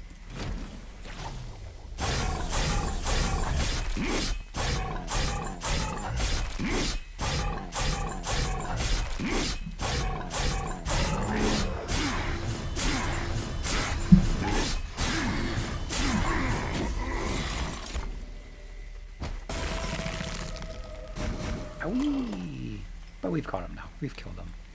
I'm just going to play these, and I'm not going to touch this armor thing, because for some reason it's going to mess everything up again. You know what, but just out of curiosity, let's see. Ah, it didn't. I guess he's X. We're still overkilling him, so he's not actually going to... Yeah. We successfully did this fight. And again, he didn't get to our top 4, so we're doing very well in this run. He's a big guy. We haven't even upgraded him. When you upgrade that big guy, like, put multi-strike on him, 2 times 50 damage, it's huge. Okay, so, double the amount of rage on a friendly unit. Cost 3, that's very expensive. It's consume. I mean, it's good to play on our very, very angry guy, this guy, Branded Warrior, who's got 11 rage. Timesing it by 2, so he would have 22. Okay. Look, this imp is funny, because when you summon him for that round, you gain 4 extra energy, which could be really good for X-cost cards. So if I suddenly have 8 energy to play an X-cost card, it could be quite beneficial. Or deal 100 damage to friendly and enemy units. So your own guys, but also the enemy. I'm gonna take this one. Expensive, but it'll work really well on our one rage or one angry boy. So restore 30 health and apply regen. Very expensive. This guy, we can draw an extra card each turn when we play him. Or Invigorating Solution, we get an extra 3 cards to play. I'm gonna take this guy. Just because I like the idea of drawing. A random event's happening! Look, he's back. So this mysterious figure who gave us those 3 bad Dante cards, turns out he wants to now join us. So I knew this was gonna happen. So if you take this guy's cards, he then gives you, he joins your party.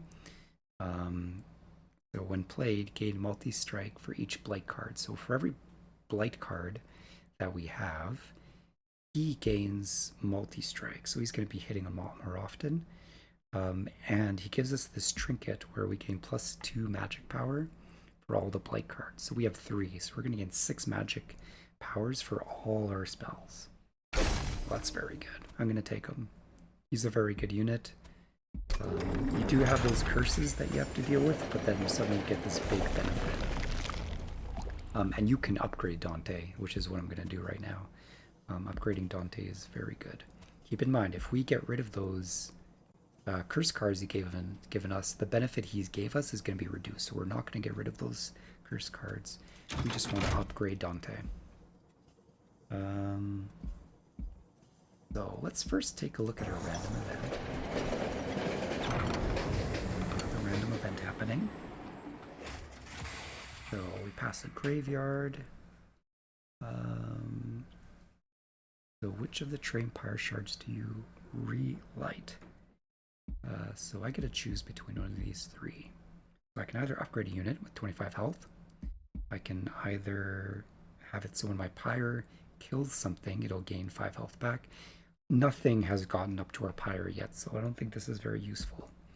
Or all of my units gain +10 health, but they can no longer be healed. That's an interesting one. I do have healing, right? So if I do take that, suddenly all my healing cards are useless. But for all my units to suddenly have 10 extra health is pretty good. That's a tricky one. Especially Dante, who doesn't have a lot of health. I can't remember if it counts as an upgrade. No, it's an artifact, so it won't count as an upgrade slot.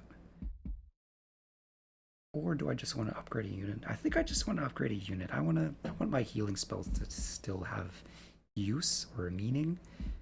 So I'm going to take this, even though that might not be the best choice. But I did want to upgrade this guy to have more health.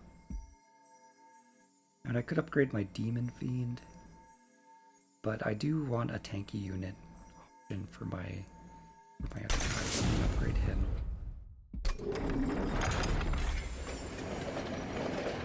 Okay.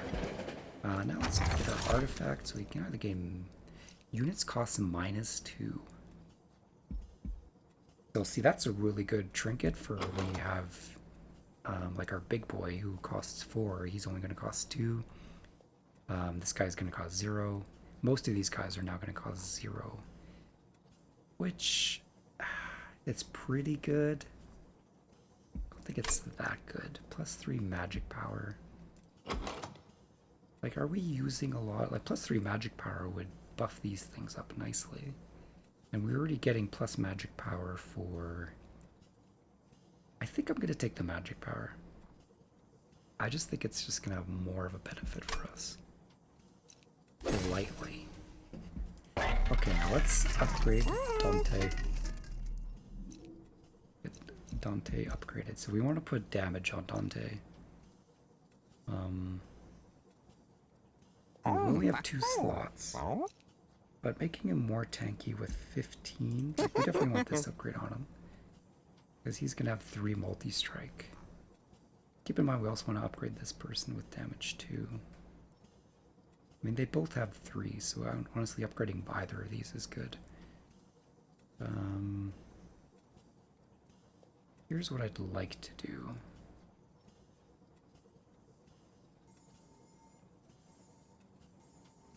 Let's give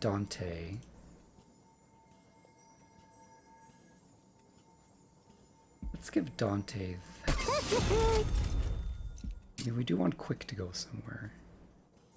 Like, having a Quick Demon Fiend means he's gonna hit somebody really hard for 50 at the start of the turn, which might actually reduce a lot of incoming damage. And that's hard to beat.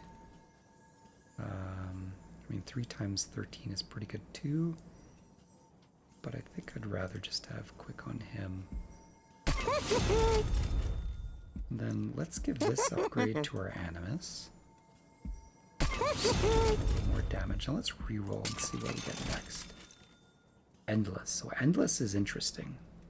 So if you have a unit that is Endless, it means that when they die, they'll come back again. You'll have the option to play them again. But you do have to take up that slot. And this is going to sound crazy. It actually is quite crazy. But I'm going to make our Demon Fiend Endless. Because if we happen to lose him, I mean, we want to play him on either the first floor or have him be played on the third floor. And if at any point he dies, we'll have the option to play him again on the third floor. So, and he's our strongest unit. So I'm going to make him Endless. And then let's give Dante another little bit of an upgrade. Or Animus. Now let's give it to Dante. And let's give our Animus just a little more health. No, let's give our Slay Boy a little more health. So he is a genuine tank. Great. Let's purge a card. Get rid of one of these Train Stewards.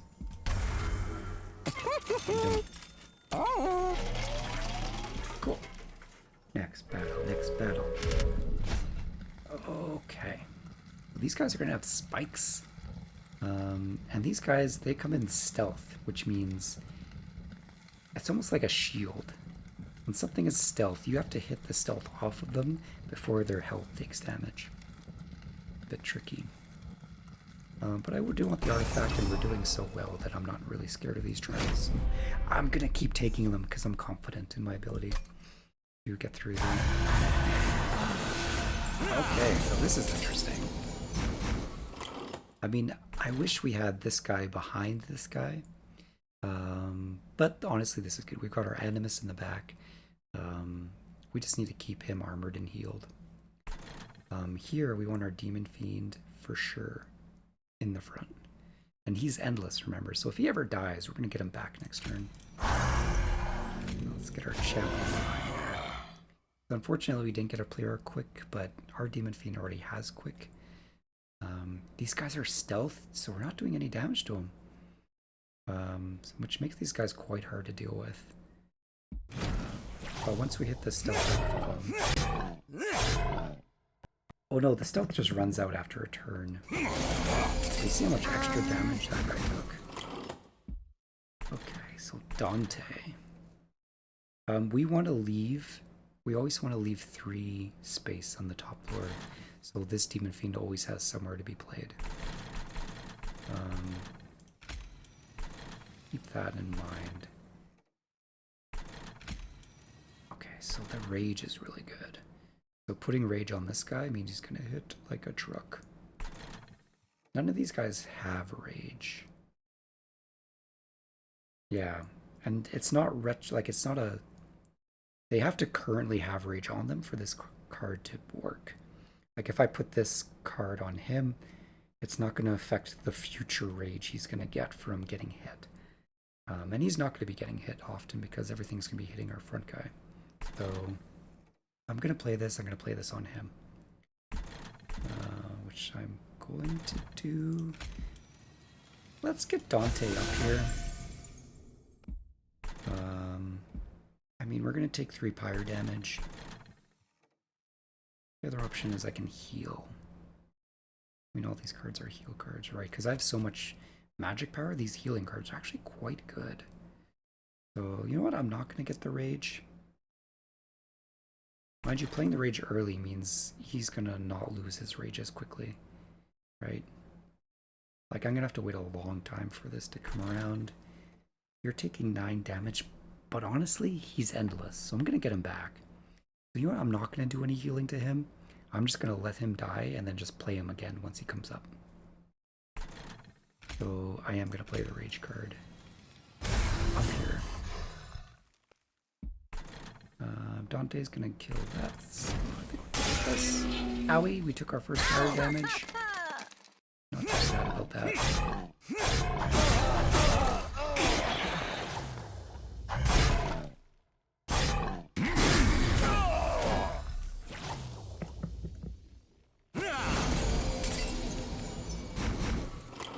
So, yes. Our Demon Fiend is dying, but we're okay with that. Because we're just going to bring him right back. And I don't want to heal him either. I want him to die. Just to make sure I'm guaranteed to get him back, so... I am instead just going to play our healing card here. And... yeah, I don't think the Trance Turret's worth anything. I may as well just do a bit of damage to this guy. Yeah, I mean, it doesn't really do anything. Well, hold on. Do I just want to kill these guys? Because I can just kill them with my vent. We'll keep my guy alive. I mean, that just makes sense, doesn't it? Why would I just not keep him alive? I'm still going to be able to... if he does, anytime he dies, I'm going to be able to play him. I mean, I guess I want him fresh for the boss fight, but I can always just put him up here in front of Dante. Yeah. Look, we got our champions doing 44 damage, which is pretty good. Pretty good. Get rid of these. I mean, why not just restore my guy to full health? I said I didn't want to heal him, but... I'm very strong with this plus magic power. The healing I can. Imagine if I took that Heartless feature where those healing cards would not be useful. I'm really glad of my choice. I'm really, really glad about my choice. I would like to take less damage with this, so that. And we get the option to put Quick on somebody. So let's put Quick on. May as well just put Quick on. So I don't think it makes that big of a difference.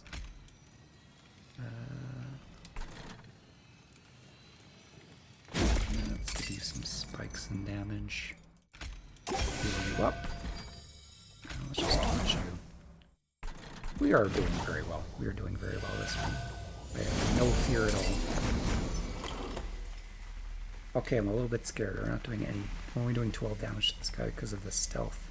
He's got stealth 8, so 8 turns have to go by before we're actually going to do any damage to this person. Harsh. Very, very harsh. So he's just going to wipe our first floor. I'm just going to start tanking up my top floor. I am honest. I do not want to play anything here because I want space for my Demon Fiend to come back. Once this floor dies, you will not be able to put anything back on this floor, so yeah, I have to keep that in mind. Let's at least get one of these guys in the back. We don't have to deal with them later. Well, they're dying anyway. And the healing doesn't matter too much. Yeah, it doesn't make any difference.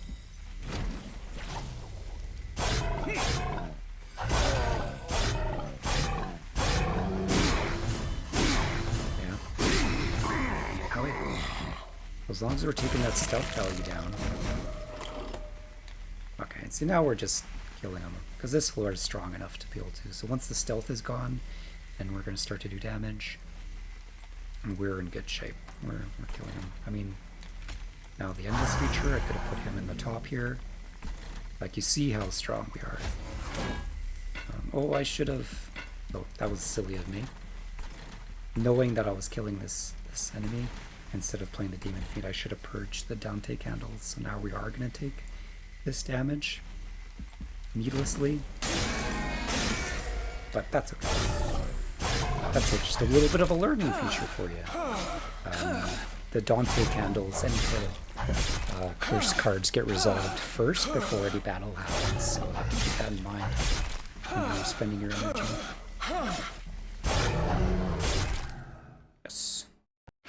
Good job, us. Okay. We're doing very, very well. Okay, so when you summon a second unit during a turn, you gain 3 energy. It's not that good. I mean, how often am I putting 2 units down? I guess it happens maybe at the start. I'm very tempted to skip this and just take the 25 gold. I didn't. So applying rage to a unit's good. So deal damage based on the amount of armor that my guys have. I do a bit of armor, but this is just not that good. I'm just going to take the Rage Serum. And I'm going to see if I can remove this Consume off of it so I can keep applying it. I've already got this card. It's expensive. I mean, it's a good card. It's good for stacking up Rage. But I think I'll just get that. We're 39 health.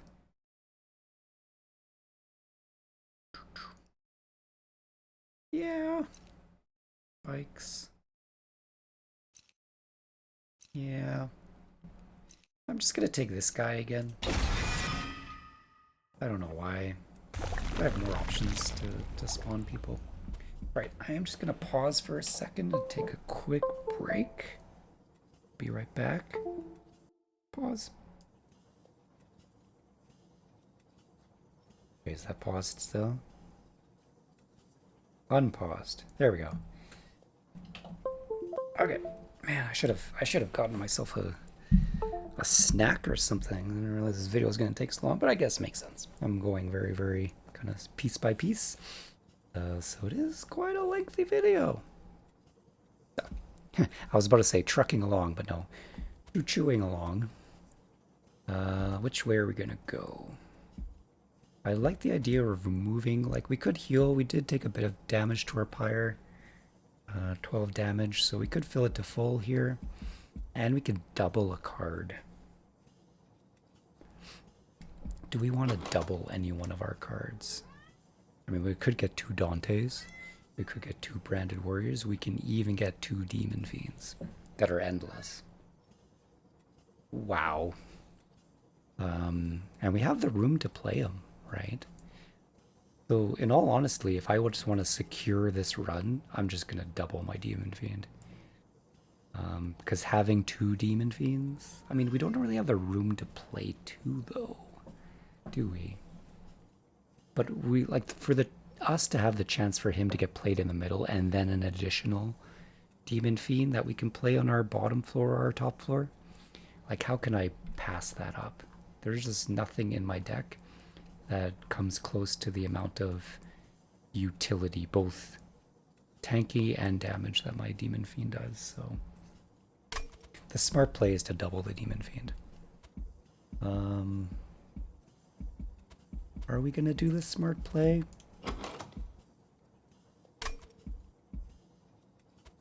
Yeah, I'm gonna do the smart play.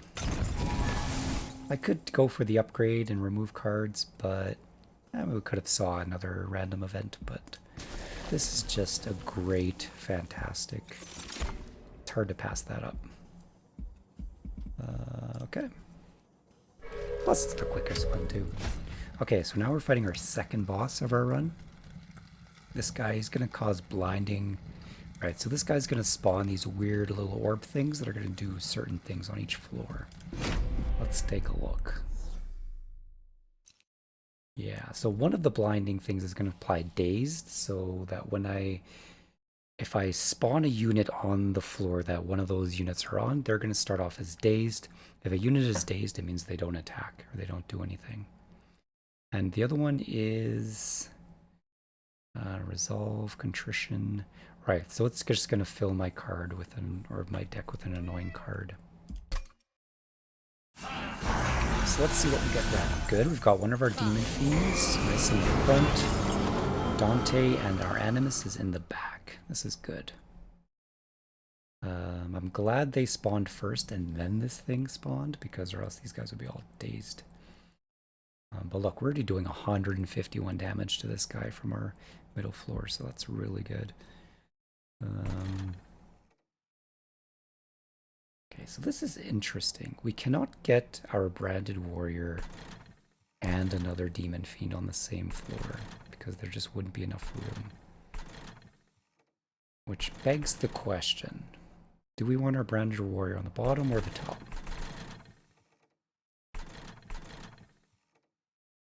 I feel like we can keep our branded warrior alive. Mind you, the more times this guy slays, the more armor he's gonna get. Look, we got 7 energy because we've spawned. Right, so we're automatically gonna get 7 energy every time because of this banner that we've got, which is so good. That's pretty good. I underestimated that. Because we're spawning these 4 units, we're just automatically triggering this banner. Nice. Guys are doing a lot of damage to start. I'm going to put our branded warrior in the bottom, hero on the top, but I am going to make our branded warrior quick to give him his slay trigger early. Get rid of this, and let's save our branded warrior some health by killing that guy. Is he getting healing? Why is he not taking damage? Right, because he's quick, so he's just gonna hit this guy even before this guy does damage, which is really good. Yeah.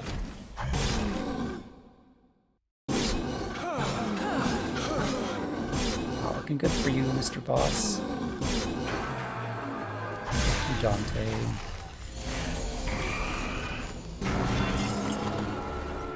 Okay. So, let's get our... So the fact that this guy's endless, I mean... So, the only time this endless is actually going to work is if this guy dies, or this guy, but also this guy dies, that we'll have room. So like the endless is good, but because we don't have a lot of room on our floors, right now we're not going to be able to play it too well.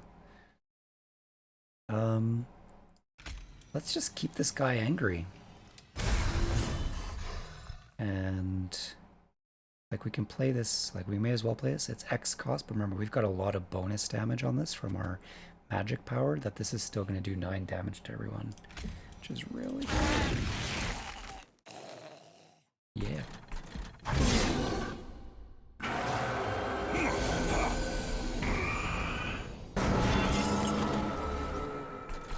We don't even have room for you, Mr. Alpha Demon Fiend. Yeah, so we're doing very well. I may as well just start beefing up this guy's armor. Again, the more smart play is to put the armor on this floor, but I am not concerned about smart. May as well play this guy back here, just so we're getting an extra card every turn. Let's give this guy some regen.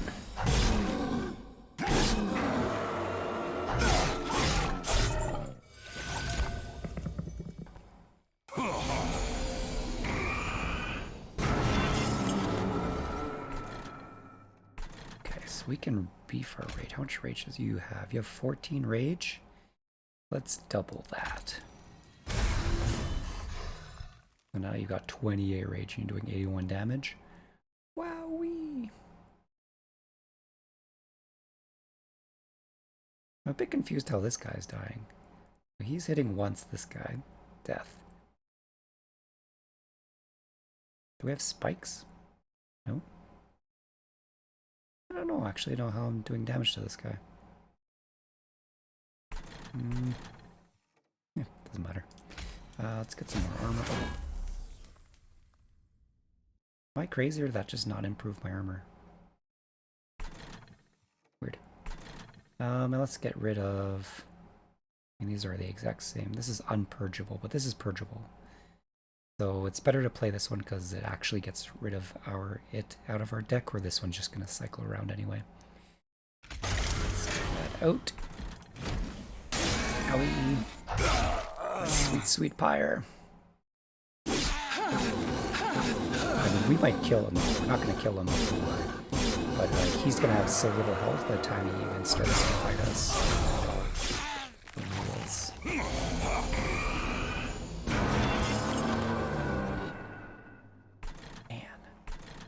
Alright, so sharpening up on our multi-units is best. Look, Dante does 4.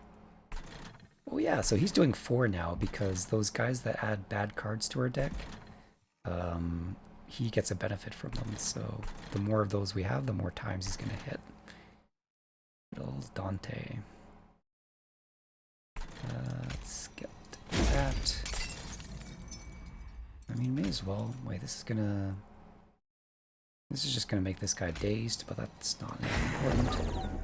Oh, it dazes everyone. That's so bad. I didn't realize. So because I spawned this guy, this thing dazed everyone on my floor. So now none of these guys are gonna take damage, which is really bad. But that's okay. Let's just armor up. Let's kill this guy. And may as well do some damage to this guy. Sneaky, sneaky.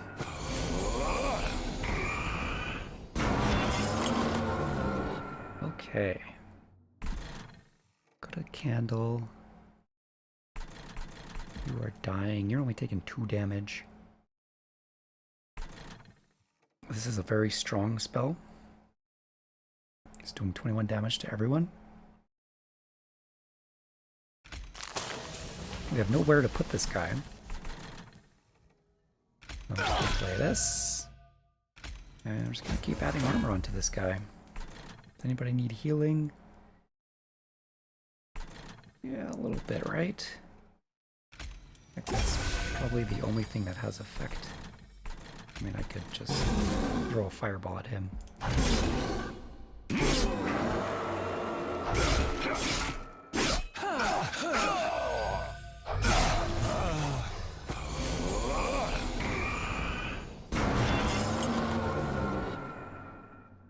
Dude, you're taking 167 damage just by being on this floor. I feel bad for you. I feel very, very bad for you. Those guys are all dead. You're not taking any damage. So let's just sharpen up Dante. He's taking even more damage. Anybody need healing? And then let's just do some damage to him.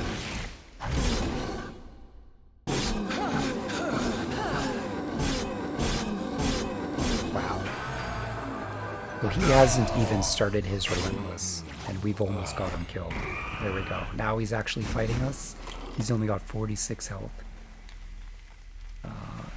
This is what we call in the bag. There we go. Too easy. Too easy. Okay.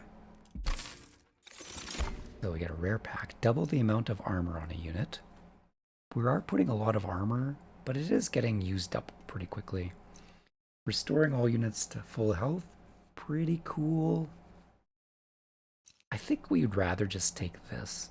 It's giving the spikes. We can put it on a tanky unit, make them a little more tanky. Like, this one's good, but we're not gaining... Like, nobody's accumulating a lot of armor. We're kind of sustaining a good amount of armor on somebody with our holdover card, but I think this would be more beneficial. Okay. Here's an interesting one. Do we want to add extra room? I think so. Just so we have more wiggle room to be able to add units. Having an extra floor. Like, this isn't going to affect our middle floor because that's always getting filled up, but for our 2 other floors, I think this is a good benefit. And we don't have any issues playing out all our cards. Right, and the other one is draw. So if we wanted to draw extra cards each turn, this one is a good one for that. But I think we're just going to get the most benefit out of having more room on our floors. All right, trinket upgrades. Yeah, more gold. We have already so much gold. We have an opportunity to buy trinkets. But this is going to give us a free trinket anyway. I think I want the option to upgrade some more. I mean, it never hurts to get some more gold. I'm not too interested in healing up my pyre because it's only lost 3 health, so we're in good shape.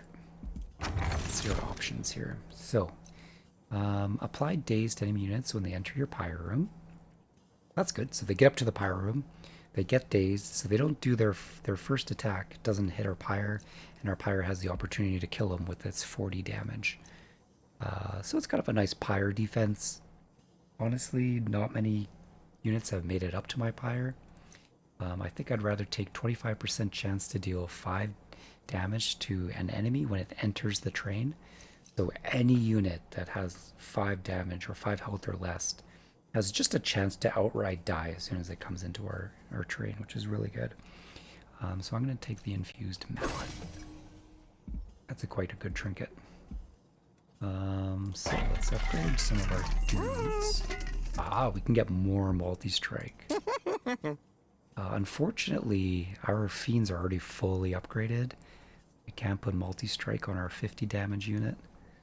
But we can add more multi-strike to our Animus, which is probably the best place for it. I mean, train stewards are not that valuable. These guys don't do any damage anyway. Having just an extra multi-strike on this... I mean, so it's good when we apply Rage to her, right? Because that's where she's getting more of her base damage up. Or if she's on the same floor as our Branded Warrior, who's giving Rage when he kills people to other people. But maybe it's just better to add the damage, right? So, like, it's nice to add the multiplier, but if you have no base damage for your multiplier, maybe it's just good to give her some base damage. Another option is we can try to reroll for a large stone. A large stone is something that gives you a lot more than 10 damage. I think gives you 25 damage. Or we can give her Rage, right? So Rage would be plus 14 damage, but it diminishes, but then we can multiply the Rage on her with one of our other cards. Tricky. Let's do that. Let's just make it Rage. Let's add some damage to one of these guys, because we may as well. And then, honestly, let's just put multi-strike on him. So he's doing 20 damage with a multi-strike. He only takes 1 space. And we'll be able to maybe get some Rage on him as well. So that's pretty good. I'm going to save my gold. I know I could reroll, but we just don't have a lot of units that need upgrades. So I don't think there's much use there. Okay. Do we want... Slay 20 is good, but he's still squishy. Do we want him less squishy? Gaining more armor when he kills?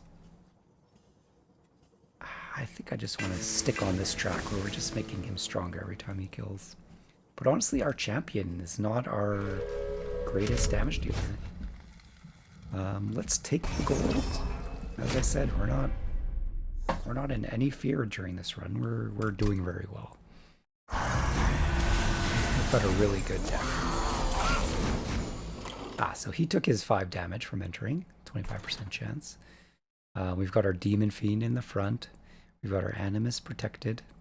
And we've even got our Alpha Fiend also ready to protect. And we've got our upgraded Custodian who's got 2 times 10 damage and her back here too. So this is a really good random draw here.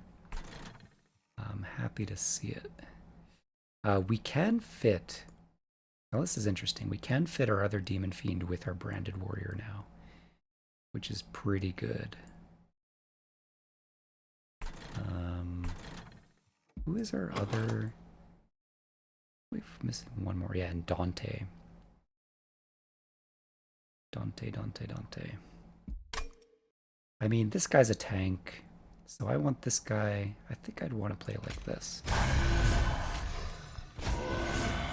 And then we're going to put Dante and our other Demon Fiend up here. Yeah.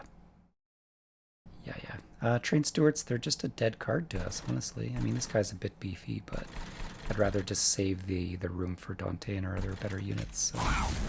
Yeah. Play it like that. Ouch. So this guy's got sweep. So he did a lot of damage to us. We have to be careful. And any healing we can get on these guys will be much appreciated. Okay, shoot. So why do we only have 2 energy now? Did our last guy curse us so we only have a certain amount of energy? Because we can't play this now. Unfortunately, for some reason we've only got 2 energy.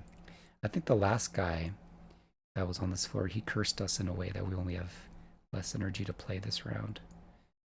It actually really hurts us. But anyway, let's start stacking up. Where do we want our rage? Do we want our rage on multi-striking units? I think we want our rage on this guy so we can just multiply it. Already got 10, we can add 3. Every time he kills something, he's going to get even more. But this is the guy that's going to be adding rage to himself, isn't he? No, only when he's damaged does he get rage.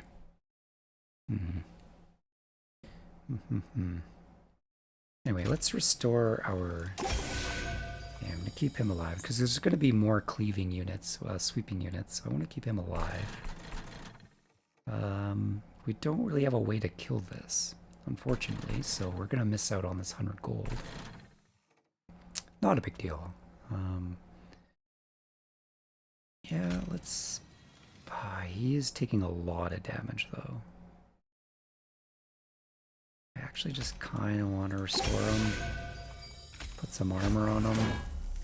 And then just give him some more rage. Yeah, maybe I wanted to put the rage there. No, I don't think it matters. Bye! Bye. Can't just let the rage be. Serendipitous. He's a tanky boy. Yeah, this is a cleave guy. So this guy is hitting for 10 both targets. So this is why it's kind of tricky to keep this guy alive. I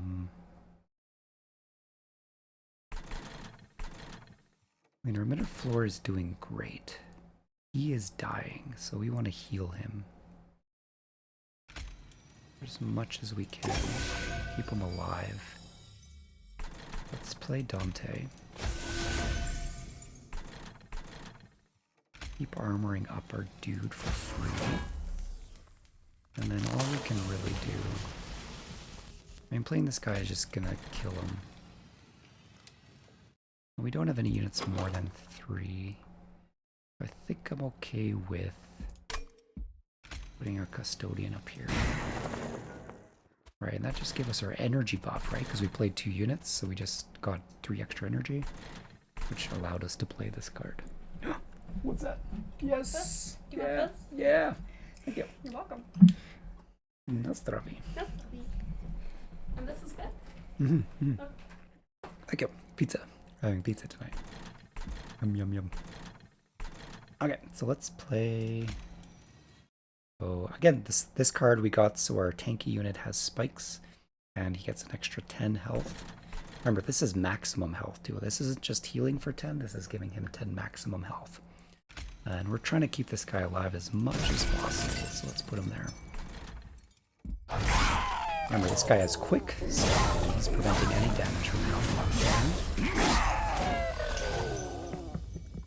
Good, good.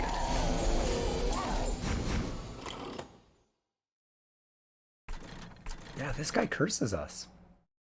So, Ember Drain. At the start of the turn, you lose 1 energy for every stack of Ember Drain. So he is just sapping away our Ember, which is making it very inconvenient to play things. This guy is dying. We want to restore him. And we've got our nice beefy Consume, but 31 health, which I'm going to play on him. Keep him alive.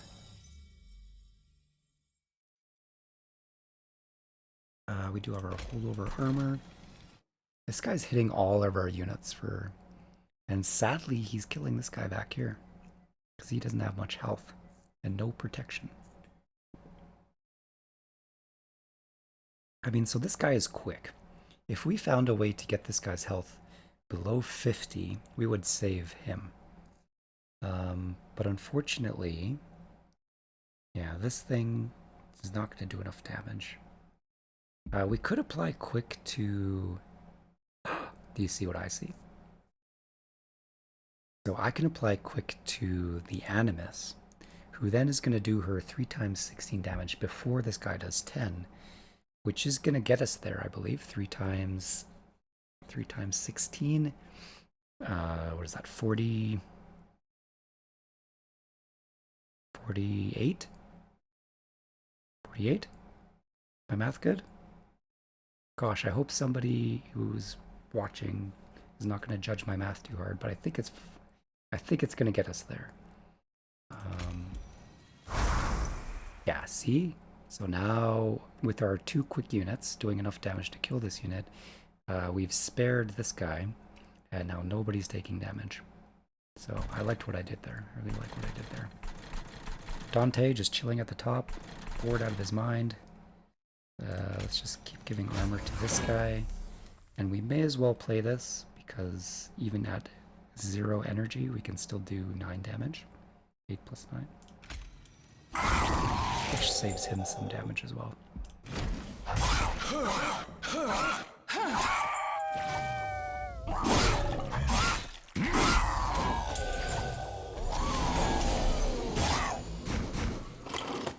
All right. So I want to keep healing. Oh, look, we've got our Demon Fiend. We've got 4 energy to play him. I mean, I'd be silly not to play him. So even though this guy's going to have to forego his healing, adding the Demon Fiend up here is just adding so much strength to our overall setup, right? Because not only is he doing 50 damage every time he hits, but now he's protecting Dante, who is protected by him, so Dante's going to be able to do more damage just by virtue of surviving longer. We can still add our usual armor to this guy, and oh, we don't have Ember, so we can't heal everyone, but that's okay. Ouch. Pyre takes a bit of damage because we can get rid of Dante's comfort, so that's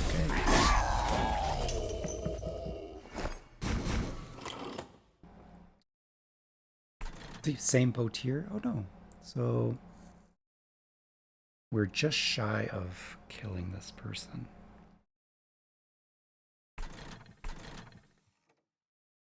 So we just need, what is 50? I think we're off by 1 or 2. I think we just need to do 1 more damage to this person. Yeah, that was enough damage to get it below the threshold, so now the quickening damage is enough to kill, sparing this guy.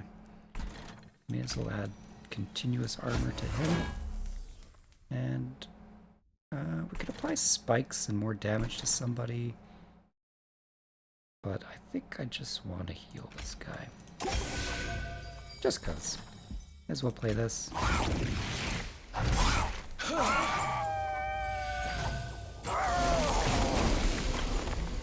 Mr. Boss. Well, he's wiping our first floor, but we are doing 534 damage to him. We do have 2 Dante candles to consider here. And adding 3 spikes, that's actually not going to do that much.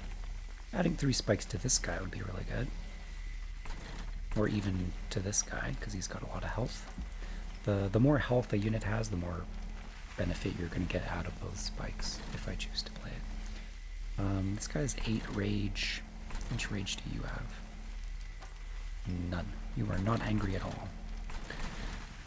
So, I don't know. Spending 3 energy just to multiply 8 rage, I don't think is that useful.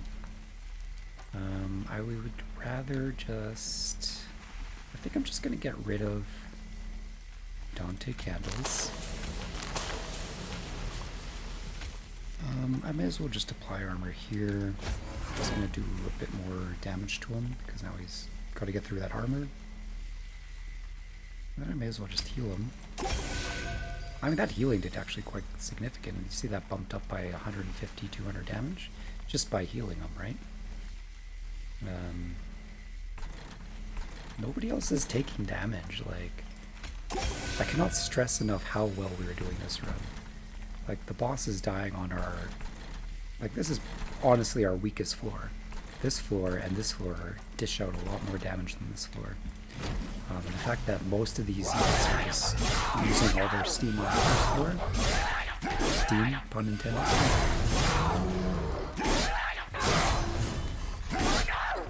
Just a sign of how low we're doing. But honestly, it's because, and this is the one point I really want to drive home in terms of strategy: tanky units in the front, high damage dealing units in the back. Just a very quick, basic strategy you can employ to make your runs more effective. Yeah, this guy's dead, and we're not taking any damage. We're killing him off of our quick units, so you see how that quick trait is actually really useful, right? And keep in mind, these guys are endless. I mean, it wouldn't affect here, but even just the endless is a good strat. Let's get that out of here. I mean, we can add extra spike damage into that, but that's not going to do anything. We are doing very, very well. We're going to score very highly.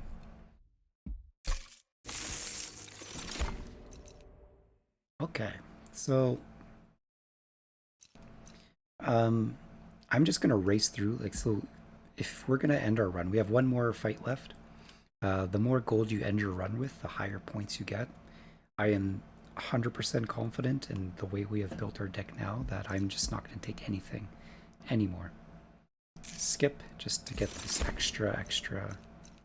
I mean, maybe I'll just kind of quickly. So this card here, Bramble Ash, it does 10 times the amount of damage based on spikes of your friendly units. Again, we're missing a lot of spike opportunities here, but that's an interesting card to take if you are going the spike route. And then Restoration of Health. Yeah, I just want the gold and the points because we're doing so well.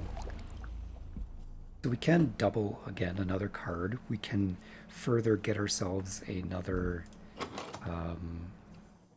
Demon Fiend, but we don't need to. I mean, you saw how strong we were in our last fight.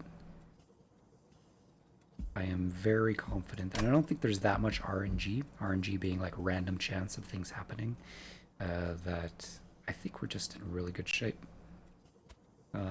So, I mean, getting rid of a couple cards might not be a bad thing. We don't really have any units to upgrade anymore, except our Train Stewards. I'm just gonna go this way. I'm gonna get the extra gold for points.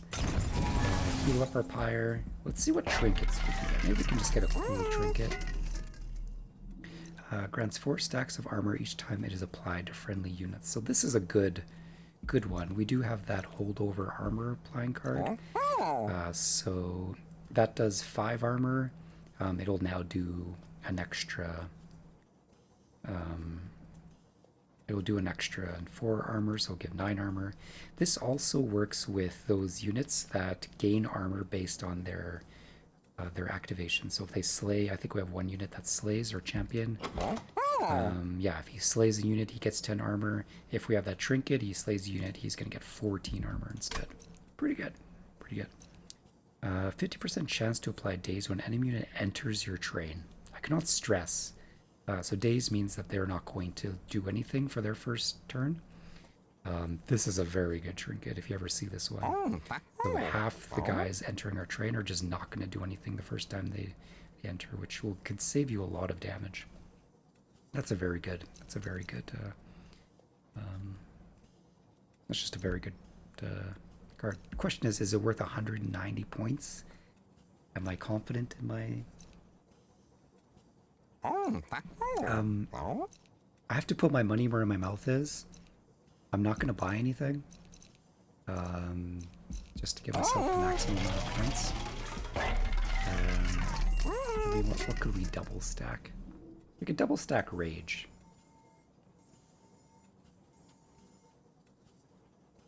But, yeah. I mean, double stacking our armor. So this is going to cost 1 now. But it's going to give twice as much armor. And just of how cool that is, I'm going to spend the money for this. But yeah, that's all I'm going to buy. I don't think we really want anything else. And we could make this cheaper for 20 gold.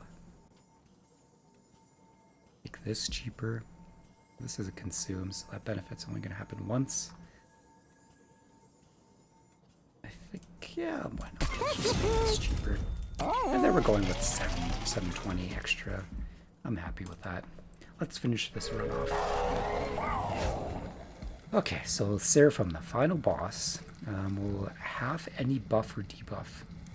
That means our rage and our armor stacks are not going to be as effective. Scary.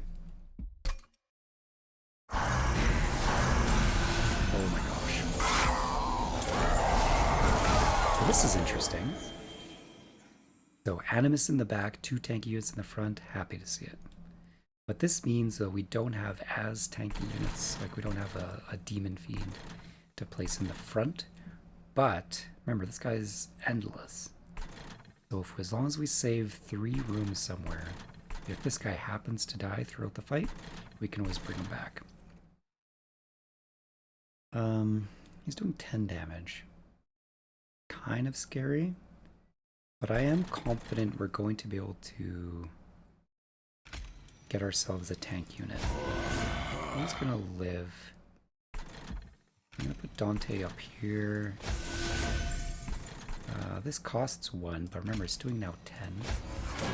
We've just spared the damage going to him. And nobody's got rage yet, so this is not useful for us. And just to add even more of a meat shield, I'm just going to put our train steward in front to take the damage, so he still keeps his armor. And it gets rid of our train steward out of our deck. Sorry, train steward, you're just... I have just spawned you to die, unfortunately, but it's for a good cause. And we may as well just, I don't know, put some regen on somebody. Doesn't really have an effect, to be honest, but that's okay. Seraphim only has 999 damage. That seems like a lot, but once you start going up in Covenant, he gets up to 2,500.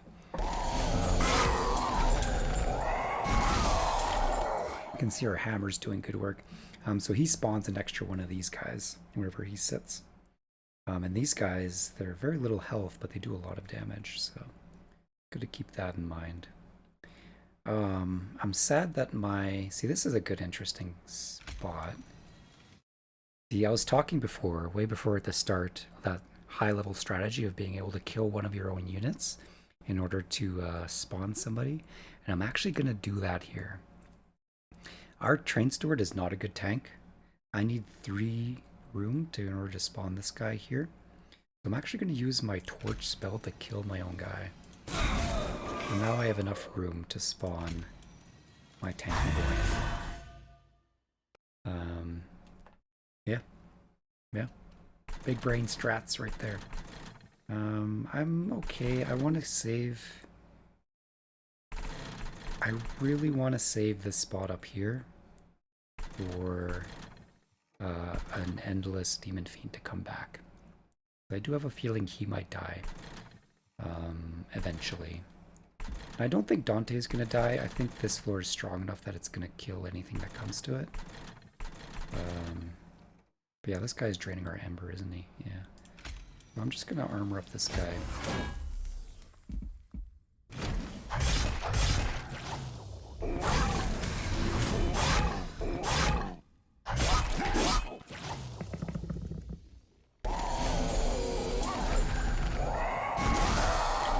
I guess Dante is going to get threatened because of those random units getting spawned. So he's taking some damage, but that's okay. We can heal him later. Let's just keep getting armor on this guy. And it's probably most beneficial. Like, if I'm going to heal him, I may as well heal him with this. Yeah, I think the play here is... You guys are all dying. He's only taking a bit of damage. I think the play is this. Reduce the damage he's taken, and then player X here, so Dante's not taking anything, and also then dealing damage to Seraphim here. Seraph? Seraph.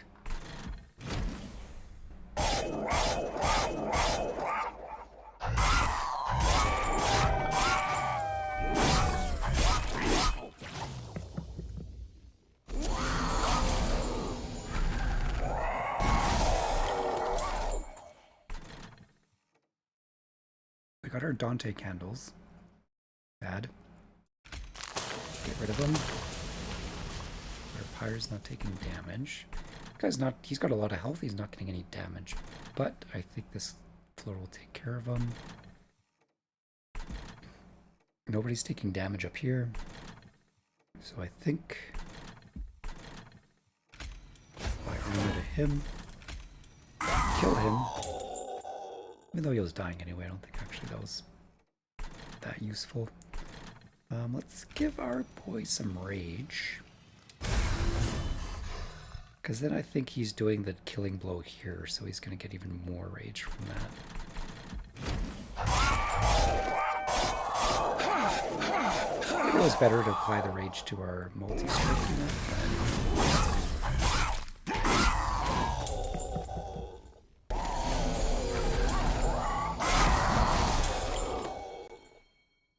We're getting Ember Drain when we have 2 energy to spend this turn. You're dying after doing 8 damage. That's okay.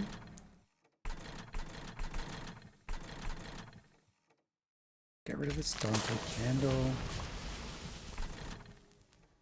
I can apply quick, but if I don't play this card, it means I won't get it next turn. Right? I would have to, if you don't play your holdover card, it'll cycle into the discard pile, then you have to wait another turn. So I am, even though it might not be the most effective card to play right now, it's for the long run.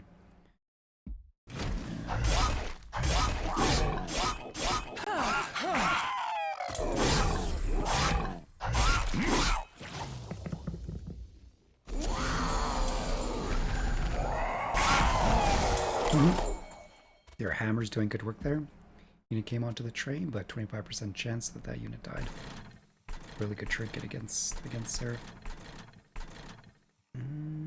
So another Dante candle to get rid of. Let's play our armor stack.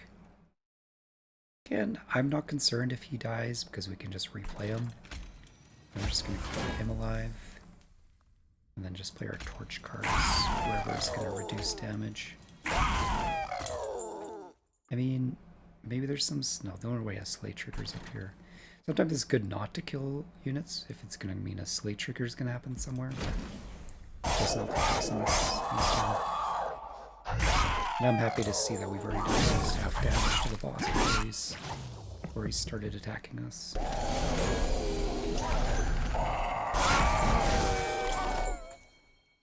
Hammer doing some good work again. Yeah, we're just looking really, really good. We have the opportunity to spawn our Branded Warrior again. I want to keep that space for our Demon Fiend respawn, so I'm not going to play him here. Instead, do you have Rage? Nope, I don't think anybody has Rage. So this card's kind of moot. I knew when I got this card it was just kind of meh. We do have like Rage options, but we haven't really needed to rely on it. Really, the fuel of this deck, the strength of this deck, has just been Demon Fiend. And you can see in these early Covenant how just getting one card, upgrading it, doubling it is enough to just plow you through the whole run. So that's kind of how we've done this one, and it's worked well for us. We're just gonna keep doing what we're doing, keeping our armor up. Let's give some spikes on this guy so that when people are hitting him, doing more damage. I mean, we can play this here. Our Demon Fiend is 3 spots. We may as well just play this here. Still have 3 spaces. Now we get 1 more draw.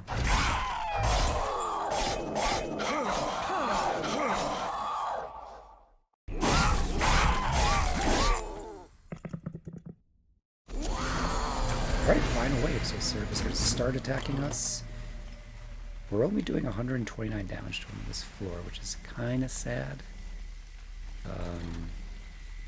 But as I said, we're not concerned. I don't think he's going to live past this floor. If he happens to live past this floor, I'm gonna put this Demon Fiend up here, and this floor should be able to finish him off quite easily, so we are looking good. I mean, let's armor up him. Let's get a nice good restore on this guy. But he's in full good shape. I mean, he's gonna fight Seraph. Quick. Is Quick actually gonna do anything for us?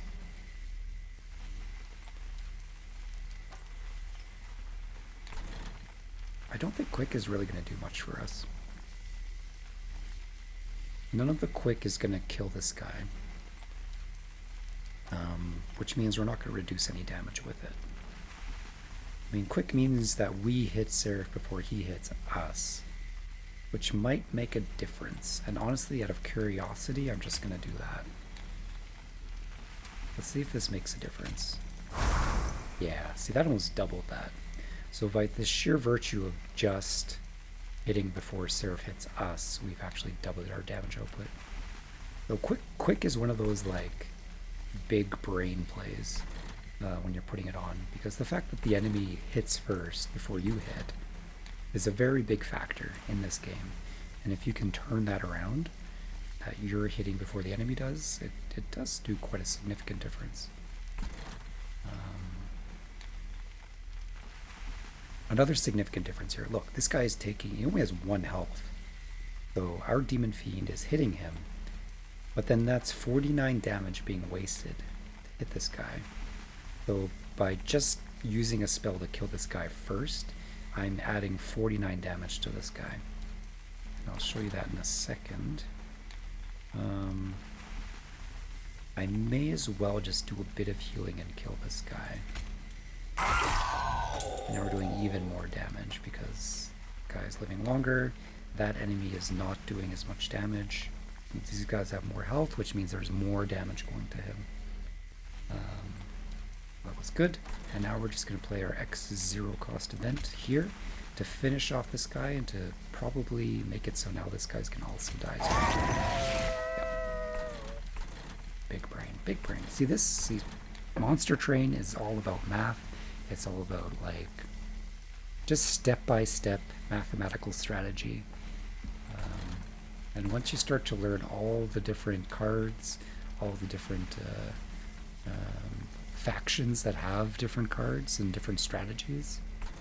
I mean, with the new content that they just put out with this, where each faction has a new hero, the game has just gotten that much, like, more complex. And yeah, just like, there's a lot of time to be spent in this game to just learn all that nuance, which, if you're into that, if you're into the whole math strategy bit, this is a great game to play.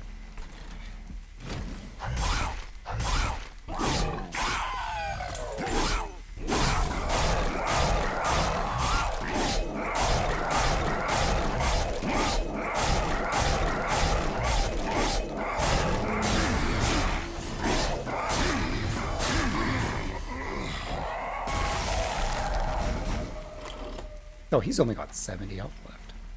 I mean, he's not getting through our Quick, right? Both of these guys are quick. We have finished him off effectively. Like the smart, responsible Monster Train player, I'm going to get rid of my Dante cards so my Pyre remains at full health till the very end. Give him some armor, just to make him feel good about himself. Put him up a little. Finish off the run. There we go. We're going to have a big score this turn. So our train has made it to the end. Our pyre has relit these fires, and now the flames of hell now burn once more. We have successfully completed our run. I mean, so that was a good, what? How long has this video been going on for? I can't quite see it now. 2 hours, 2 hours 43 minutes. I mean, once you play the game more often, you don't have to spend all the time kind of explaining it. Certainly runs run under an hour if you can do it quickly. But yeah, hopefully I went into some good detail that will kind of explain this game for you and kind of make you understand the kind of nuance of it and how to even strategically play it so you can get through your first run. Yeah. So there you go. Yeah, 43,000 is a good amount. It's probably one of my highest ranking ones, but keep in mind I put the Covenant level to 0. I think I'm Covenant level 18. It goes up to 25 or maybe even further past 25. It gets hard. This game gets really, really hard once you start moving up. You really have to start min-maxing. All those little moments where I'm like, it would be more effective to place this armor on this floor. Once the game gets harder and harder, you really need to pay attention to that stuff. And I played the easiest, the Hellhorn and the Awoken are probably the easiest, most straightforward faction to play. Once you start playing Remnant, the Candle guys, and even the Morsel guys, the things that they do are just a little more complex and a little more like, just suddenly your units start just naturally dying after like 3 turns, and you have to keep them lit. Essentially, the Candle guys, you have to keep them lit. They're burnout. Though there's difficulties in a lot of various ways in this game. Yeah, cool. Run summary. Yeah, once you finish a run, you unlock more cards, more. I've already done a lot of unlocking, so I've already got a lot of things unlocked. But a huge high out of this fun, or a lot of fun out of this game is like starting from fresh and getting those unlocks. So that's a nice little fun part of it. Hope you enjoyed the video. Hope it wasn't too long. Hopefully it imparted some good information on playing Slay the Spire to you. I do have some previous videos of playing this game through before the patch. So check them out if you're interested. Good luck. Good luck on your chewing, and yeah, thanks for watching.